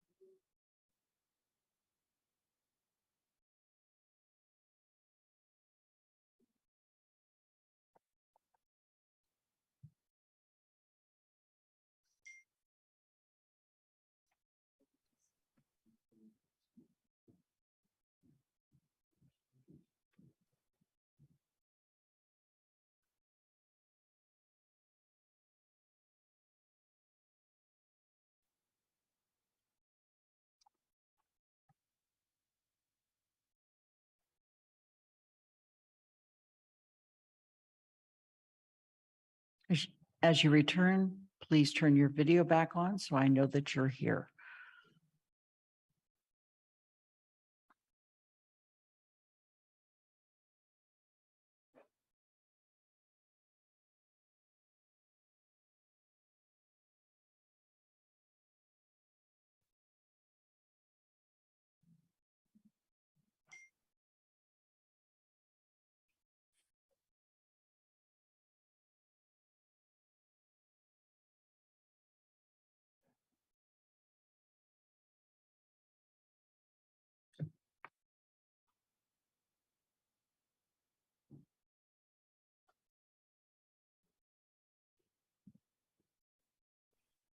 Michelle Miller, are you back?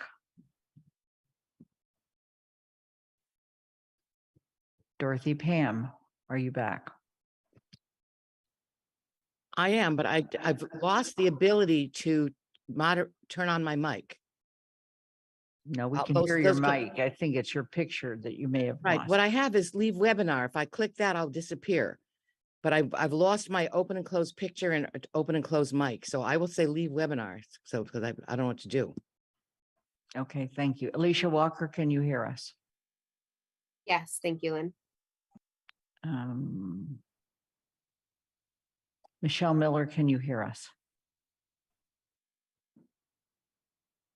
Yes, I can. Thank you. Shalini Baumil? Looking at your video, but there you are. Thank you. And Dorothy, you have straightened things out. Okay. Yes. All right. I'm going to adjust the agenda in the following way.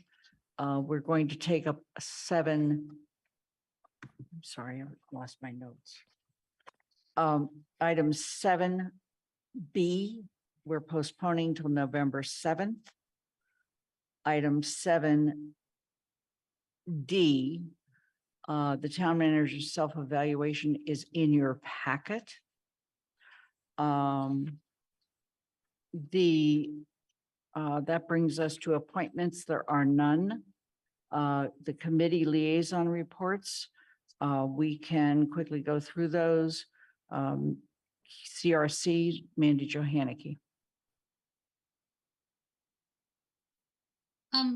Oh, I'm sorry, we have one Don't action we item. have an action item? We do. Thank you very much. We have an action item. We're going to go to action item 8A3. And I'm going to read the motion, look for a second, and then we will discuss with the counselor that asked that it be removed, the reasons to remove it. Okay.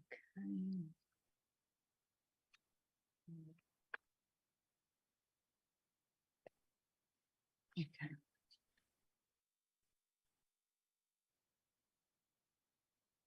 The motion is as follows.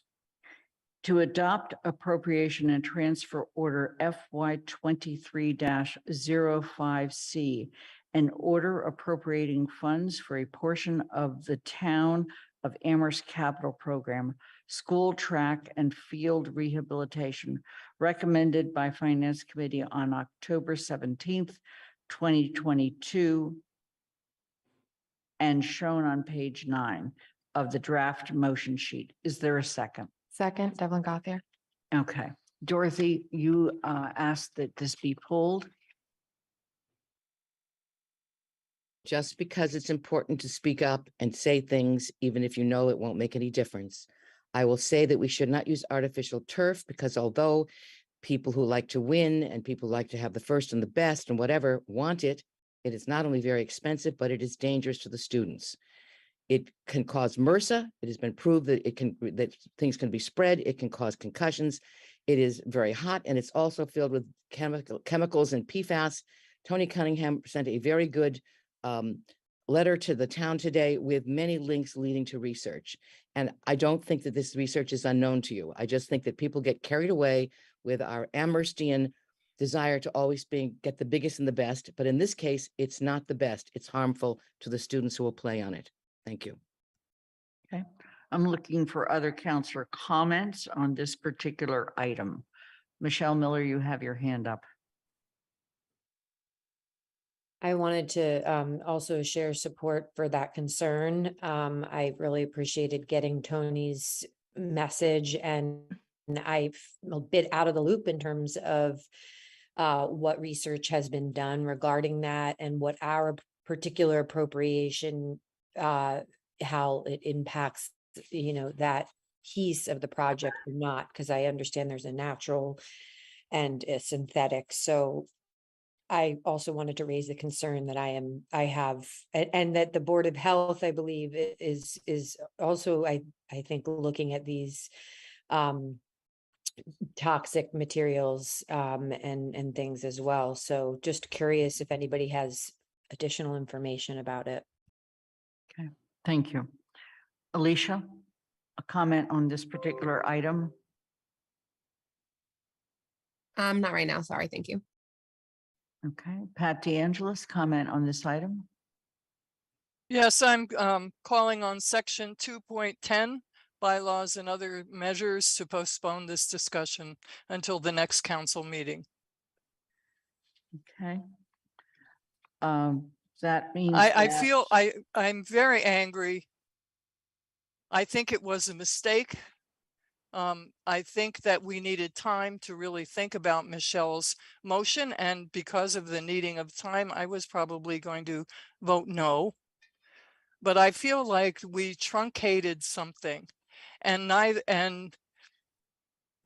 think it's really important. So I don't know, but right now I want to postpone this till the next council meeting because I don't think the damned artificial turf is as important as what we were talking about. Okay, your motion was to postpone, and now you've made a motion to postpone till the next meeting of the council. Both of those, in fact, are tomorrow at the Finance Committee meeting. Okay? All right. Yep. That's not debatable, and so we will not deal with that until tomorrow. We are now, we have finished with the action items. We're going on to counselor reports. CRC, Mandy Jo. Nothing new to report. As announced earlier, we have a community listening session on October 24th at 7 p.m., 1 week from tonight, on the rental bylaw work that we've been doing. The packet is up, the link is up, everything is in that packet. Okay. Elementary School Building Committee, Paul and Alicia. Actually, Sean is also here. Is there anything, Paul or Alicia, that, let's start with Alicia. Thank you, Lynn, for calling on me. I actually appreciate that. However, I have been unable to attend the past 2 meetings, and just as a plug, because the time conflict with my new job and the committee's unwillingness to change the time frame to support someone who has a job during normal business hours. So I don't have an update. Kathy would be a better person to reach out, or maybe Paul or Sean, to figure out what the most recent changes have been. And Alicia, am I correct that the next meeting is scheduled so that you are able to attend? I am hoping that that may be the case. I haven't yet gotten the new schedule of the times that we are meeting, but I think they were looking to see if we can alternate meeting times so that I can attend every other meeting. I'm just not sure if that has been finalized yet. I've seen a schedule, Alicia. I'll make sure I forward it to you. And yes, Thank they you. are alternating that. Okay. Thank you. Absolutely. Paul? No, I was just going to say the same thing, that the chair did start to schedule the meeting. So one would be in the morning, one was going to be in the afternoon, because we're going to lose people either way, and felt that this is a way to keep all the people involved. No new updates on the school building committee. Continues to work through the design committee. There's a design subcommittee that's meeting every other week on the off weeks when the school building committee is not meeting. The one thing that I do know, however, is that they did approve the design, or not design, I want to get the right name for this. They approved the change in the schedule for when it is submitted to MSBA. And that is a decision of the Elementary School Building Committee. And that will be part of our discussion on November 7th. Right, Paul? Okay. Finance Committee, Andy? I have nothing to add to the written report and the brief report that I made about the intended agenda schedule for tomorrow when we had the announcements. Thank you. GOL, Michelle? I will not be offering a report. I stand in support of Councillor DeAngelis's comments, and I would like Athena to offer, if possible, the reference to the motion to adjourn meeting, because I'm not willing to participate and I'd like to adjourn the meeting. Could Athena please provide that reference? You can just make a motion to adjourn. Thank And you. it requires a second, and then we can have a debate, or we can move to a vote. Yeah, I think I am moving to adjourn this meeting. Second, DeAngelis. Is there any other comment or question at this time? Alicia, you have your hand up. Yes, just very quickly. I really appreciate Counselor DeAngelis right now, and I want to speak that forward because that was a terribly uncomfortable situation for me. And I honestly, like, being on the council is like something that I am very proud of because I worked very hard to be here, and I feel ashamed right now, like very deeply ashamed and embarrassed to be representing a council that would do that to community members when we fought so hard to get them this 1 hour that they deserved. And so I am in support of adjourning the meeting, and I appreciate DeAngelis's confidence in moving that forward because I was feeling conflicted. Dorothy? I have to agree. And I would say also that Alicia was extremely eloquent. And when you shut things down, when somebody has just been stating the issues so well for another time, you change the momentum. And I will say, as a feminist, that's what men have been doing to women for so long. And I felt it all through my being. I just can't stand being shut down like that. So I think we should be ashamed. I agree. And Andy? I just wanted to point out that under Rules of Procedure 7.1, which is where motions to adjourn, our motions to adjourn are not debatable. Okay. Then we are going to move to an immediate vote.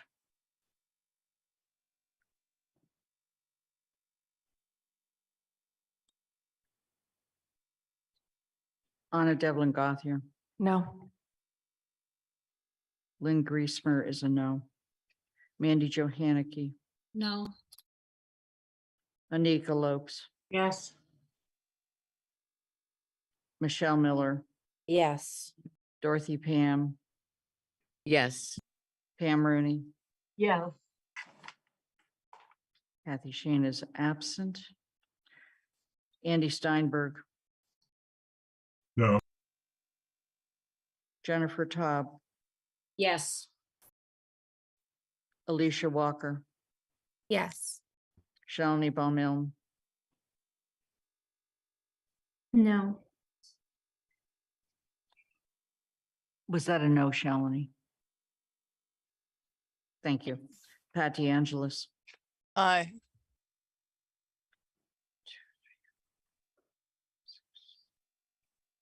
Seven in favor.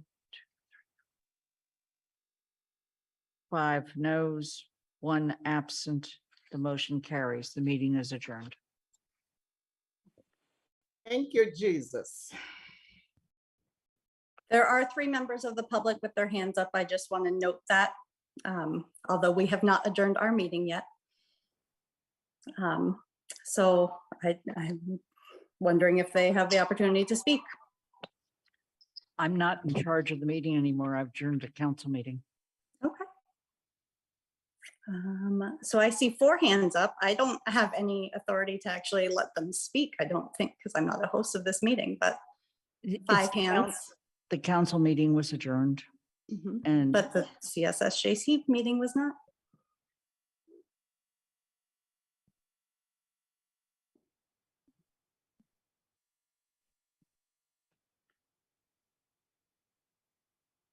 And members of the public would like to comment.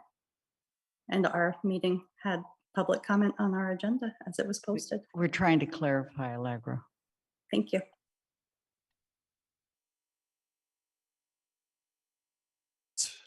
Pouring out.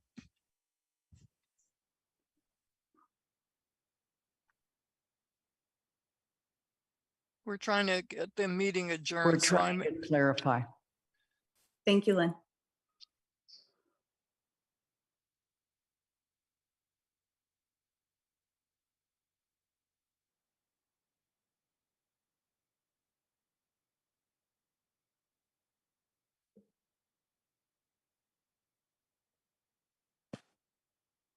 May I speak? Athena? Um, I can bring public commenters through if the CSSJC would like to take public comment Okay. before they adjourn. Yes, please. The CSSJC is still in session. If there are members of the council who would like, they are not part of this meeting. And in fact, we need to make sure there's not a quorum of us in this room. 1, 2, 3, 4, 5. If I may, the council meeting's adjourned, so counselors who would wish to stay, I'll move to the attendees. They would be moved over to attendees. Okay. Would you please move me over to attendee? So Athena is going to stay and facilitate public comment for CSSJC and any other discussion until you choose to adjourn. Does that help clarify? Yes, it does. Thank you. Okay, thank you.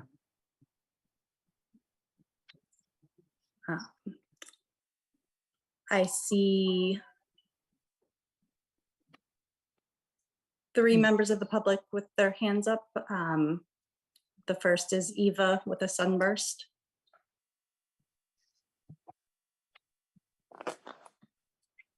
I am so proud of you. This is what democracy looks like. The representing the people, representing the truth, standing your ground. That was absolutely unacceptable to be shut down that way in the middle of moving toward a solution for the well-being of our young people in this community.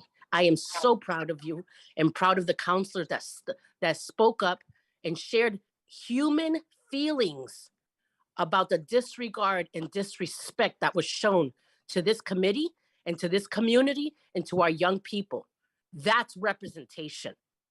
This isn't politics because my name looks good on this screen, because my name is all over town, because I'm a counselor. You are representing the people and the truth and the human experience of the disregard of the powers that be. I am so incredibly proud of every single one of you that stood your ground. It's not easy doing this online and how we're going to do it and how we're going to sit, but you did it. Keep going. We've got you. Let's go. Thank you. Thank you, Eva. I see Vera Cage has her hand up. Hi, can you Hi. hear me? Yes. Hi, Vera Cage, 12 Long Meadow Drive, apartment 21, Amherst, Mass. A lot to process this evening. I am not surprised by the comments of the police chief. He is not my police chief, and the chair of the town council is not representing me either. This clarifies to the town and to everybody that may not have been convinced that this town is not ready and prepared to genuinely engage with communities of color, with underrepresented people in this town. It is a statement to know that barely any family members would be willing to speak to the police. There needs to be an intervention. I'm very disappointed also in the town manager. He is not my town manager. So please intervene, somebody intervene, because this is such a strong statement that this town is not willing to give up its false notion of white supremacy. It is not ready to move forward with true reconciliation because it cannot acknowledge that there are victims who were harmed in an incident that occurred in our community. Because to recognize that there are victims is to be held accountable for your violations. Thank you. Thank you, Vera. I see Paige has their hand up. Hi, thank you. Thank you all. I just repeat everything that the first 2 speakers said. Where's the sit-in? Where's the revolution? Let me know. I'll let people know. That was atrocious. It was the most atrocious thing I've seen in my 23 years in Amherst. Thank you for standing up. Thank you, Paige.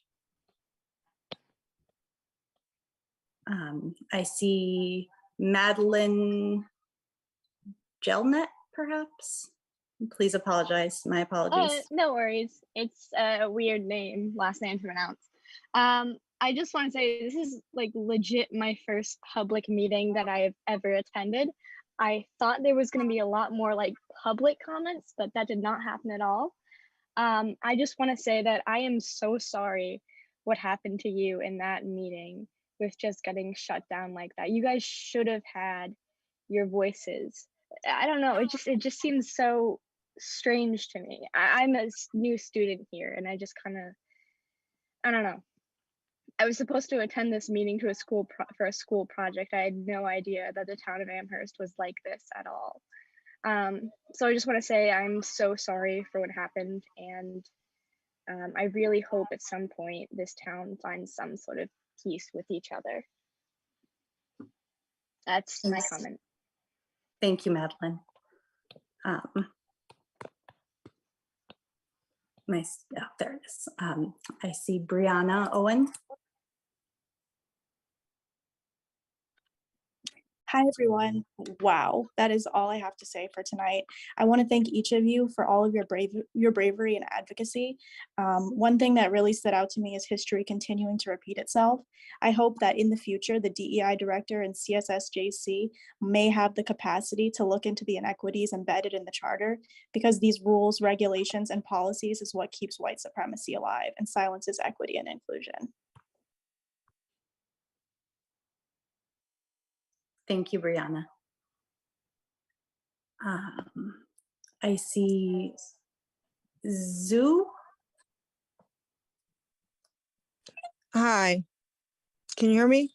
Yes. Yeah, hi. I just want to simply, well, it's not simple and it's not simply, but thank you all from the bottom of my heart for standing up and not standing down. I'm a parent of one of the quote unquote Amherst 9, and it's all extremely hard to continue to hear about, but however, it's really important that the subject and it's not, lost. And so every thought and every feeling as I am, watching and listening to these meetings, and my next question and thought and feeling that comes up, you guys are right on top of it and ask and say, so I just really appreciate you all.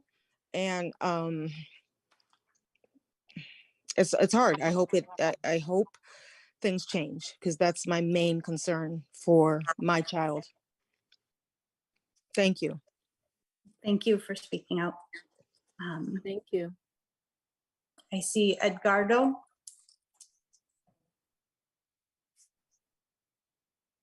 Hello there. Yeah, I'm here just to say that I have witnessed what happened in this meeting today. I'm extremely proud of those of you who stood up for truth and for trying to move things forward in a positive way. I thought for a minute there, I saw a little rain, a little bit of sunshine at the end of the tunnel, and like we were getting somewhere. And then it just got completely shut down. And wow, I just really proud of you. Those of you that just really kept your composure throughout that stayed in the meeting, and that actually facilitated the opportunity for those of us who were witnessing this to be able to speak up and stay there and stay put and hold your ground. Much appreciation, and pa'lante. We will continue, and I'm not from Amherst, but Amherst is my community as well, and I love those of you who make Amherst a great place to be, to live, and to work at. And anything I can do to help support, I'm there. Thank you so much, Deborah, for being there. Thank you, Edgardo. I see Jay Buentello. Hello. Hello.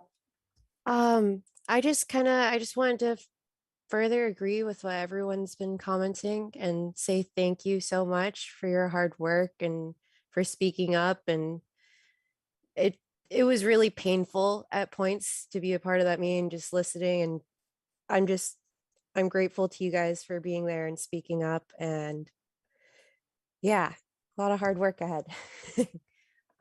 So thank you. Thank you. I see Anita Saro.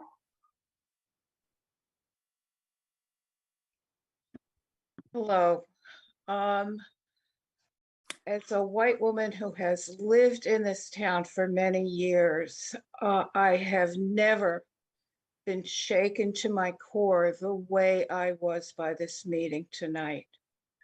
How sad that a student would have an introduction like what was displayed today. I'm still shaken by it. And I am looking and grasping for ways to address this. And I'm going to be looking to all of you good people who have the good sense to see and name what the issues are to help me find a way into this to be able to make it better. I look for action. I'm desperate for action.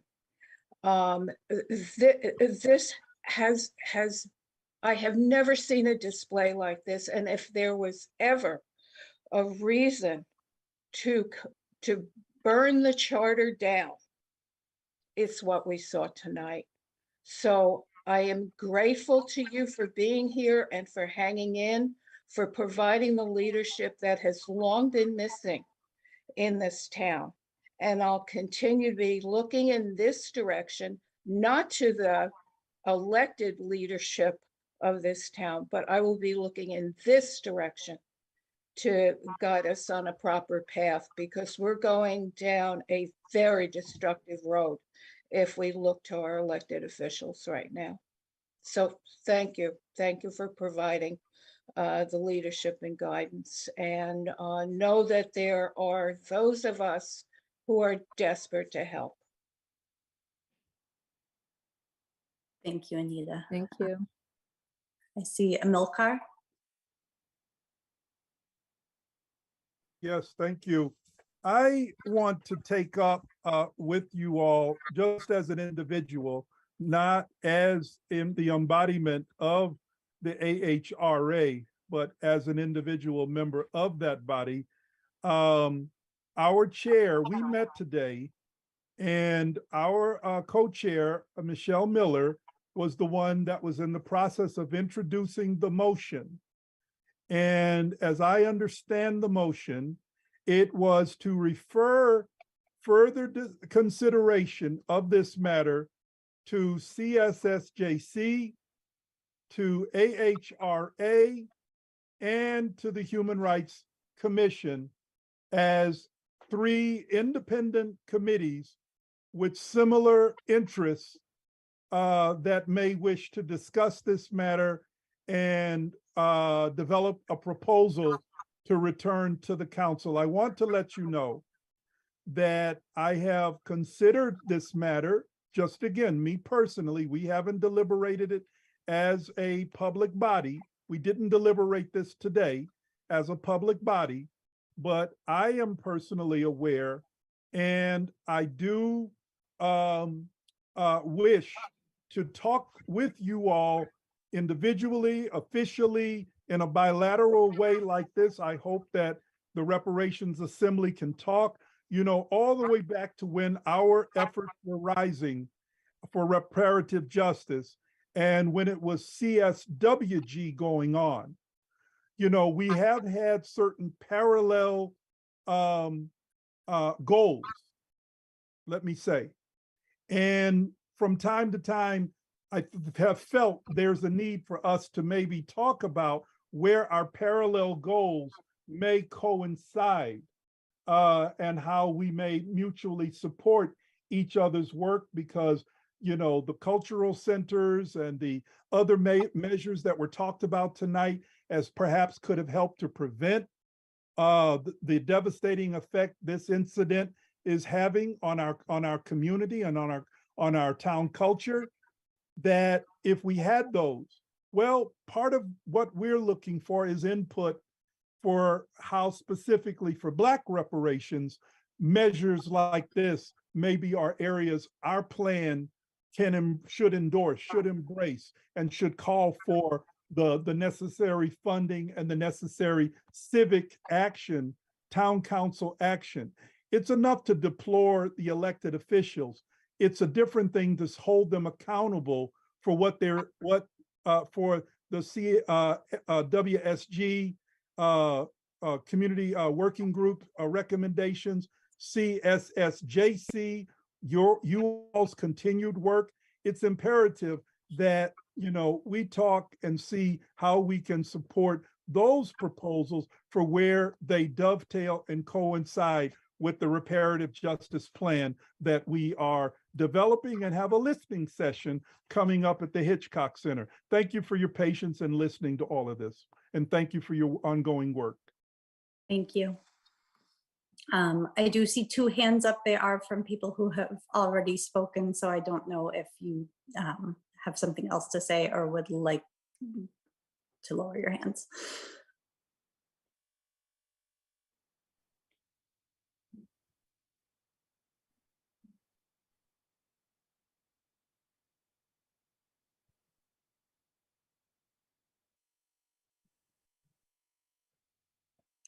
I see Zoo still has a hand up.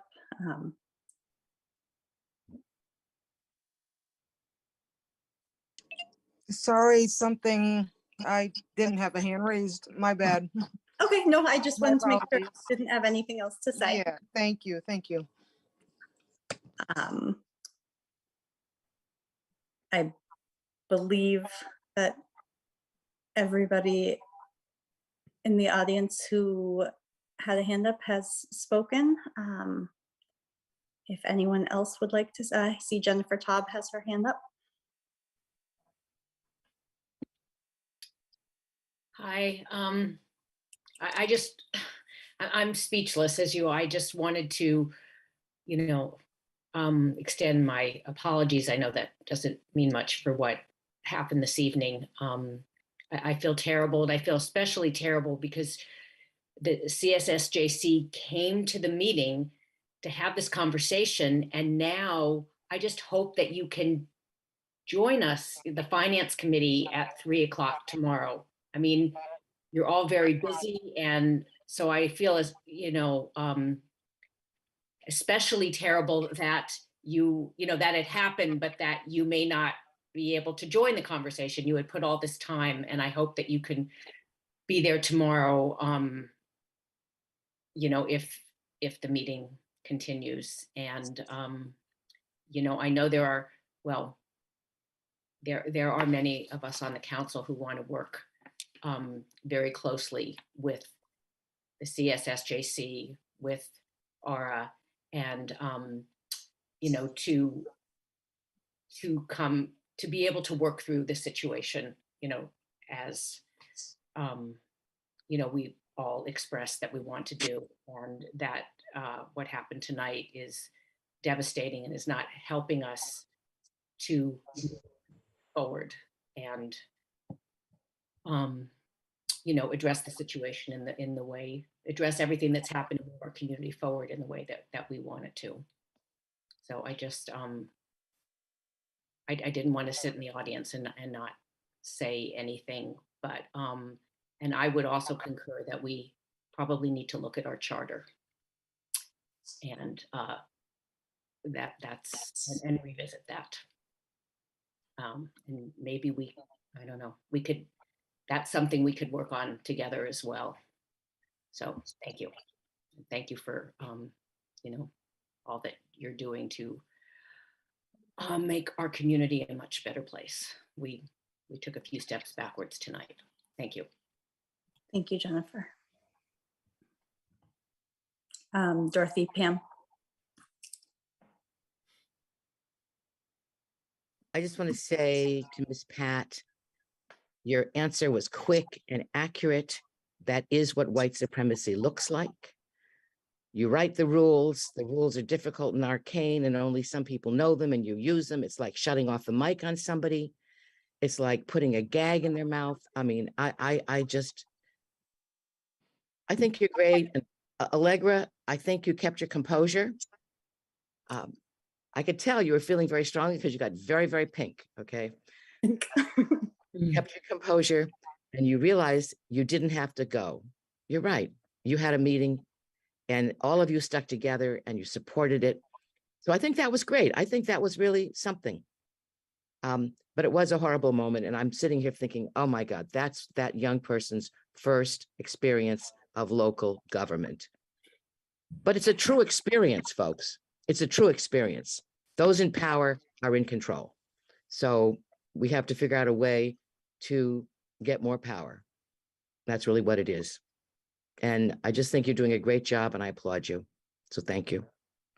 Thank you, Dorothy. I see Pam Rooney also has her hand up.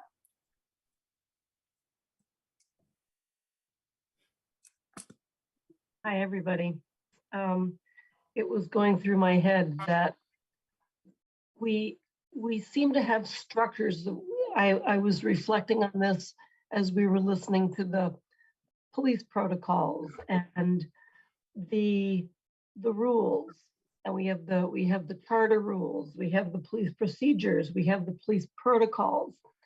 And ostensibly, those are all for making, lawmaking equitable and even-handed and giving everyone the same opportunities so that everyone is, treated in the same manner.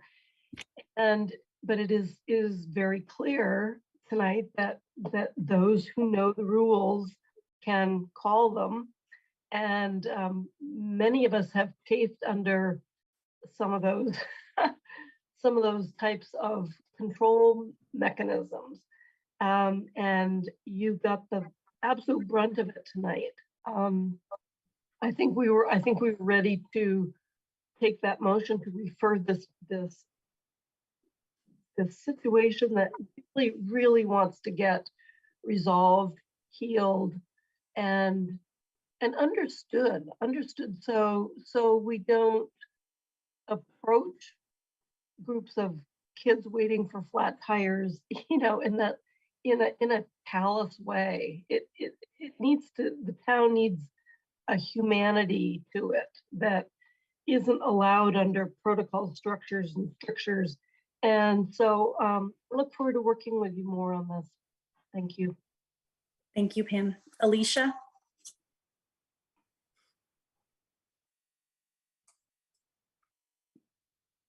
Hi, everyone. I just also wanted to take the time to really appreciate the work that you all are doing as a committee and to stress how significant and important it is and how much our town really needs it.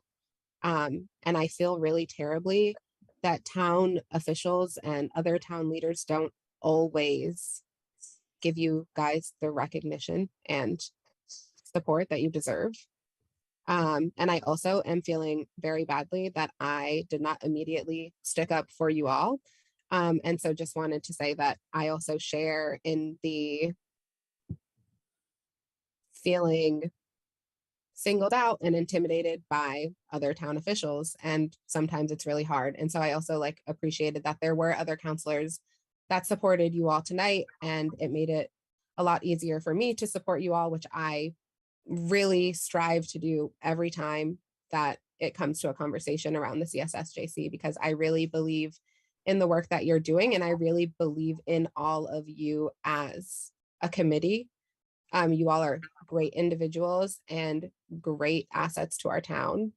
And the hard work is what is going to make the most profound impact. And so I know it's hard and taxing.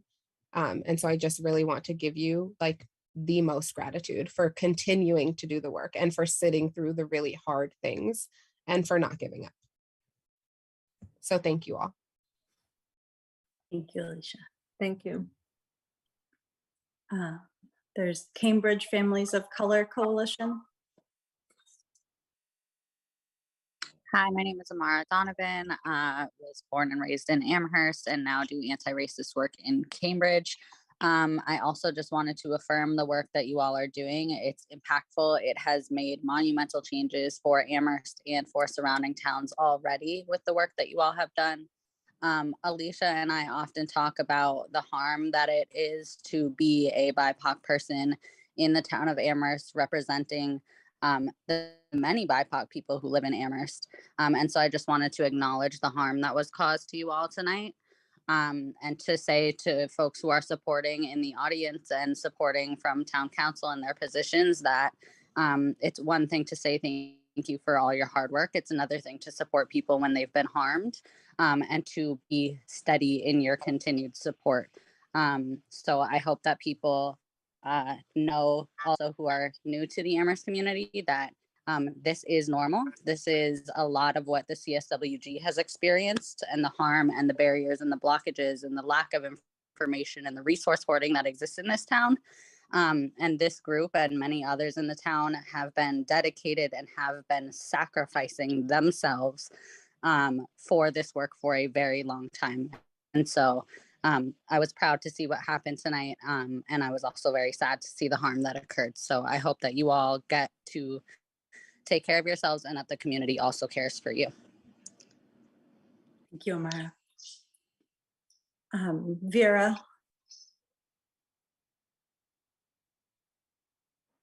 Hi, Vera Cage. I'm hoping that the counselors and the chair of the council could review the charter. You know, it says that, let me pull it up.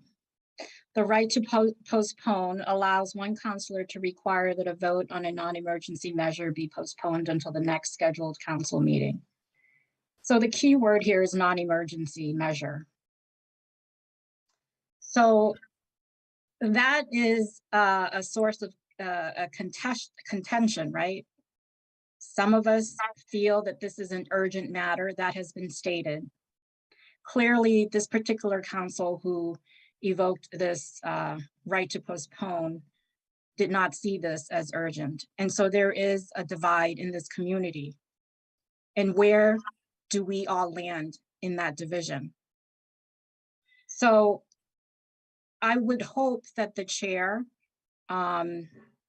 look at the charter and see areas where the chair could suspend the rules. If there is an opportunity to say that there is a vote already being acted upon, and would this have occurred, would this be allowed, you know, during when the vote was being taken, or if it was just another motion on the agenda that was not put forward or in motion. So those are clarification questions and interpretation. And I hope that the chair could look into that and respond accordingly at some point after further research, because the chair does hold power, I believe, to do many things, and that is to exercise discretion. And when that word of non-emergency, that should have been debated. Thank you. Yeah.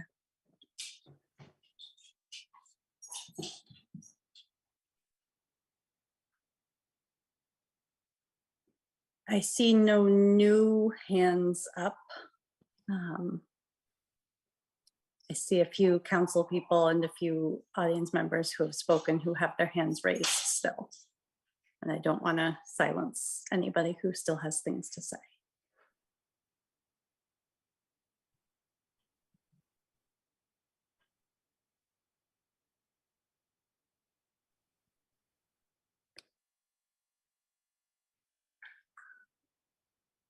Deborah, you have also had your hand up for a while.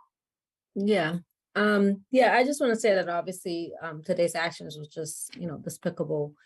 But my hat does go off to those counselors that stood up, you know, starting with Pat DeAngelis, you know, so much respect for her, and others, Michelle and others who just stood up, and, you know, and Alicia, you know, and obviously all of those, and adjourned the meeting. But this is obviously a tactic that they used to shut us down. And unfortunately, even for me, like tomorrow, I can't, right? I work, so I can't join tomorrow. So I'm hoping that whatever counselors show up tomorrow, that the same thing happens, that they adjourn it, okay? That it gets shut down again tomorrow, because it's not going to be fair for them to bring it up tomorrow, because that's what they're trying to do, to derail this thing, and this thing is not going to go away. And if they think that they're going to continue to derail this, they're only going to make this get more and more of an issue. And in terms of the healing, that healing is not going to happen. Instead of them just owning up, for the police chief, all we were asking was for the police chief and others to own up to what happened and to remedy the situation and to treat our young people in our community as human beings with compassion and empathy. And that did not happen. And instead, what happened was to try to derail and to try to divide even more. So I'm hopeful, this is the message to the counselors, that tomorrow that gets shut down so that then we are able to be at the next conversation. But most likely there's going to be more that's going to happen in between then in terms of, possibly put the word out, protests, whatever the case may be, to show that this is real. And as Vera said, this is an emergency. This is not something that, and they've been dragging their feet since July, since this happened. These are our young people, or are they not? That's the question I want to pose to the town. You've just sent the message clear that these young people are not part of the town, that their parents and the families who are hurting are not part of the town. But guess what? They're part of my town, and I'm going to continue to fight for them. Ms. Pat? So I really want to thank the counselors who really were courageous to support us tonight. By supporting us tonight, you supported the Amherst 9 youth and their families. Thank you. You know who you are. I don't want to miss anybody's name. I appreciate standing up and doing the right thing tonight.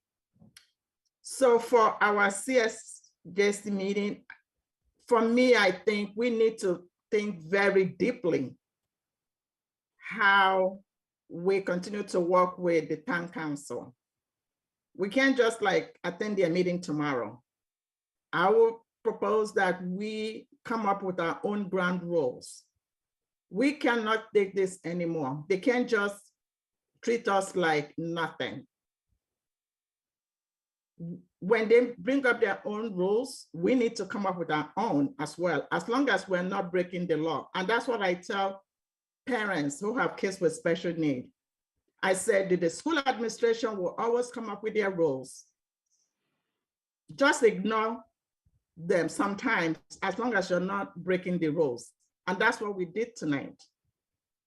Thank you for Allegra and Dee for your leadership with our committee, for us, standing our ground tonight. And in terms of moving forward, I don't see the path at this point because the town has not, the police has not owned up what has happened. No accountability.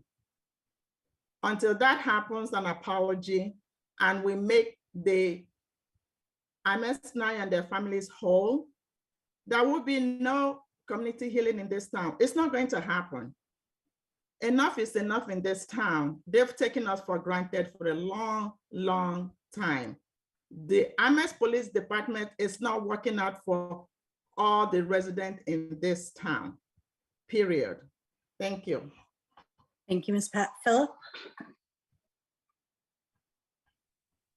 Yeah, I'd like to second the many thanks to the town councilors that were in support of us and were able to adjourn town council meeting. And I do second and echo that I hope that it is continued tomorrow and so on until this issue finally gets the attention that it deserves and needs. And I'd like to say that possibly between the three committees that were suggested in the motion, we all have our own meetings and we can all invite / make agendas of our own time. So as far as the Human Rights Commission, I would be in support of any type of meeting conjuncture that we have. We do have one coming up on Wednesday, but if we need to make a meeting at a later date, whatever it is, but we can figure that out. And we do have town employees in support of that as well to help us in the legality of what we just saw tonight. I'd also like to say that, again, I'd like to echo that the town councilor that made the motion to adjourn is definitely practicing white supremacy. She knew exactly what she was doing and she knew how to do it. And again, she is a counselor at large, and everybody that is still listening in, please, please, please, next November is a vote. And if it's time for someone to be unseated, it is time for someone to be unseated. Last, I'd like to say that Saturday is a bright and sunny day. So if anybody wants to go protest, let's do it. What time? Hey, we can send it out. We'll see what happens. Okay. All right. Social media. And I see Dee, you have your hand up. Yeah, I just Sorry. really, I'm so proud of the CSSJC and the counselors that supported us. That is part of this town that when I talk about, you know, loving Amherst minus the name, everyone knows I don't like the name. That's what I hold up. And so I'm hopeful because of it, but we absolutely have to work together. And, you know, Philip, having a Human Rights Commission meeting plus CSSJC possibility, maybe that's something we really need to look into. But, you know, I said at last CSSJC meeting, this is the moment in which the town council, community members, anyone that really cares about pushing this town forward into the 21st century, where people of color have a seat at the table. And if you don't have a seat, you bring your own chair, as Shirley Chisholm said. And that's what we're doing. So it's no small issue with the CSSJC. We're not here just to be symbolic. We're too busy, we're too bright, we're too committed. So thank you again.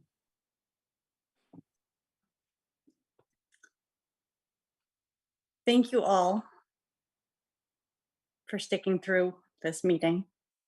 I have a lot of appreciation for all of you guys.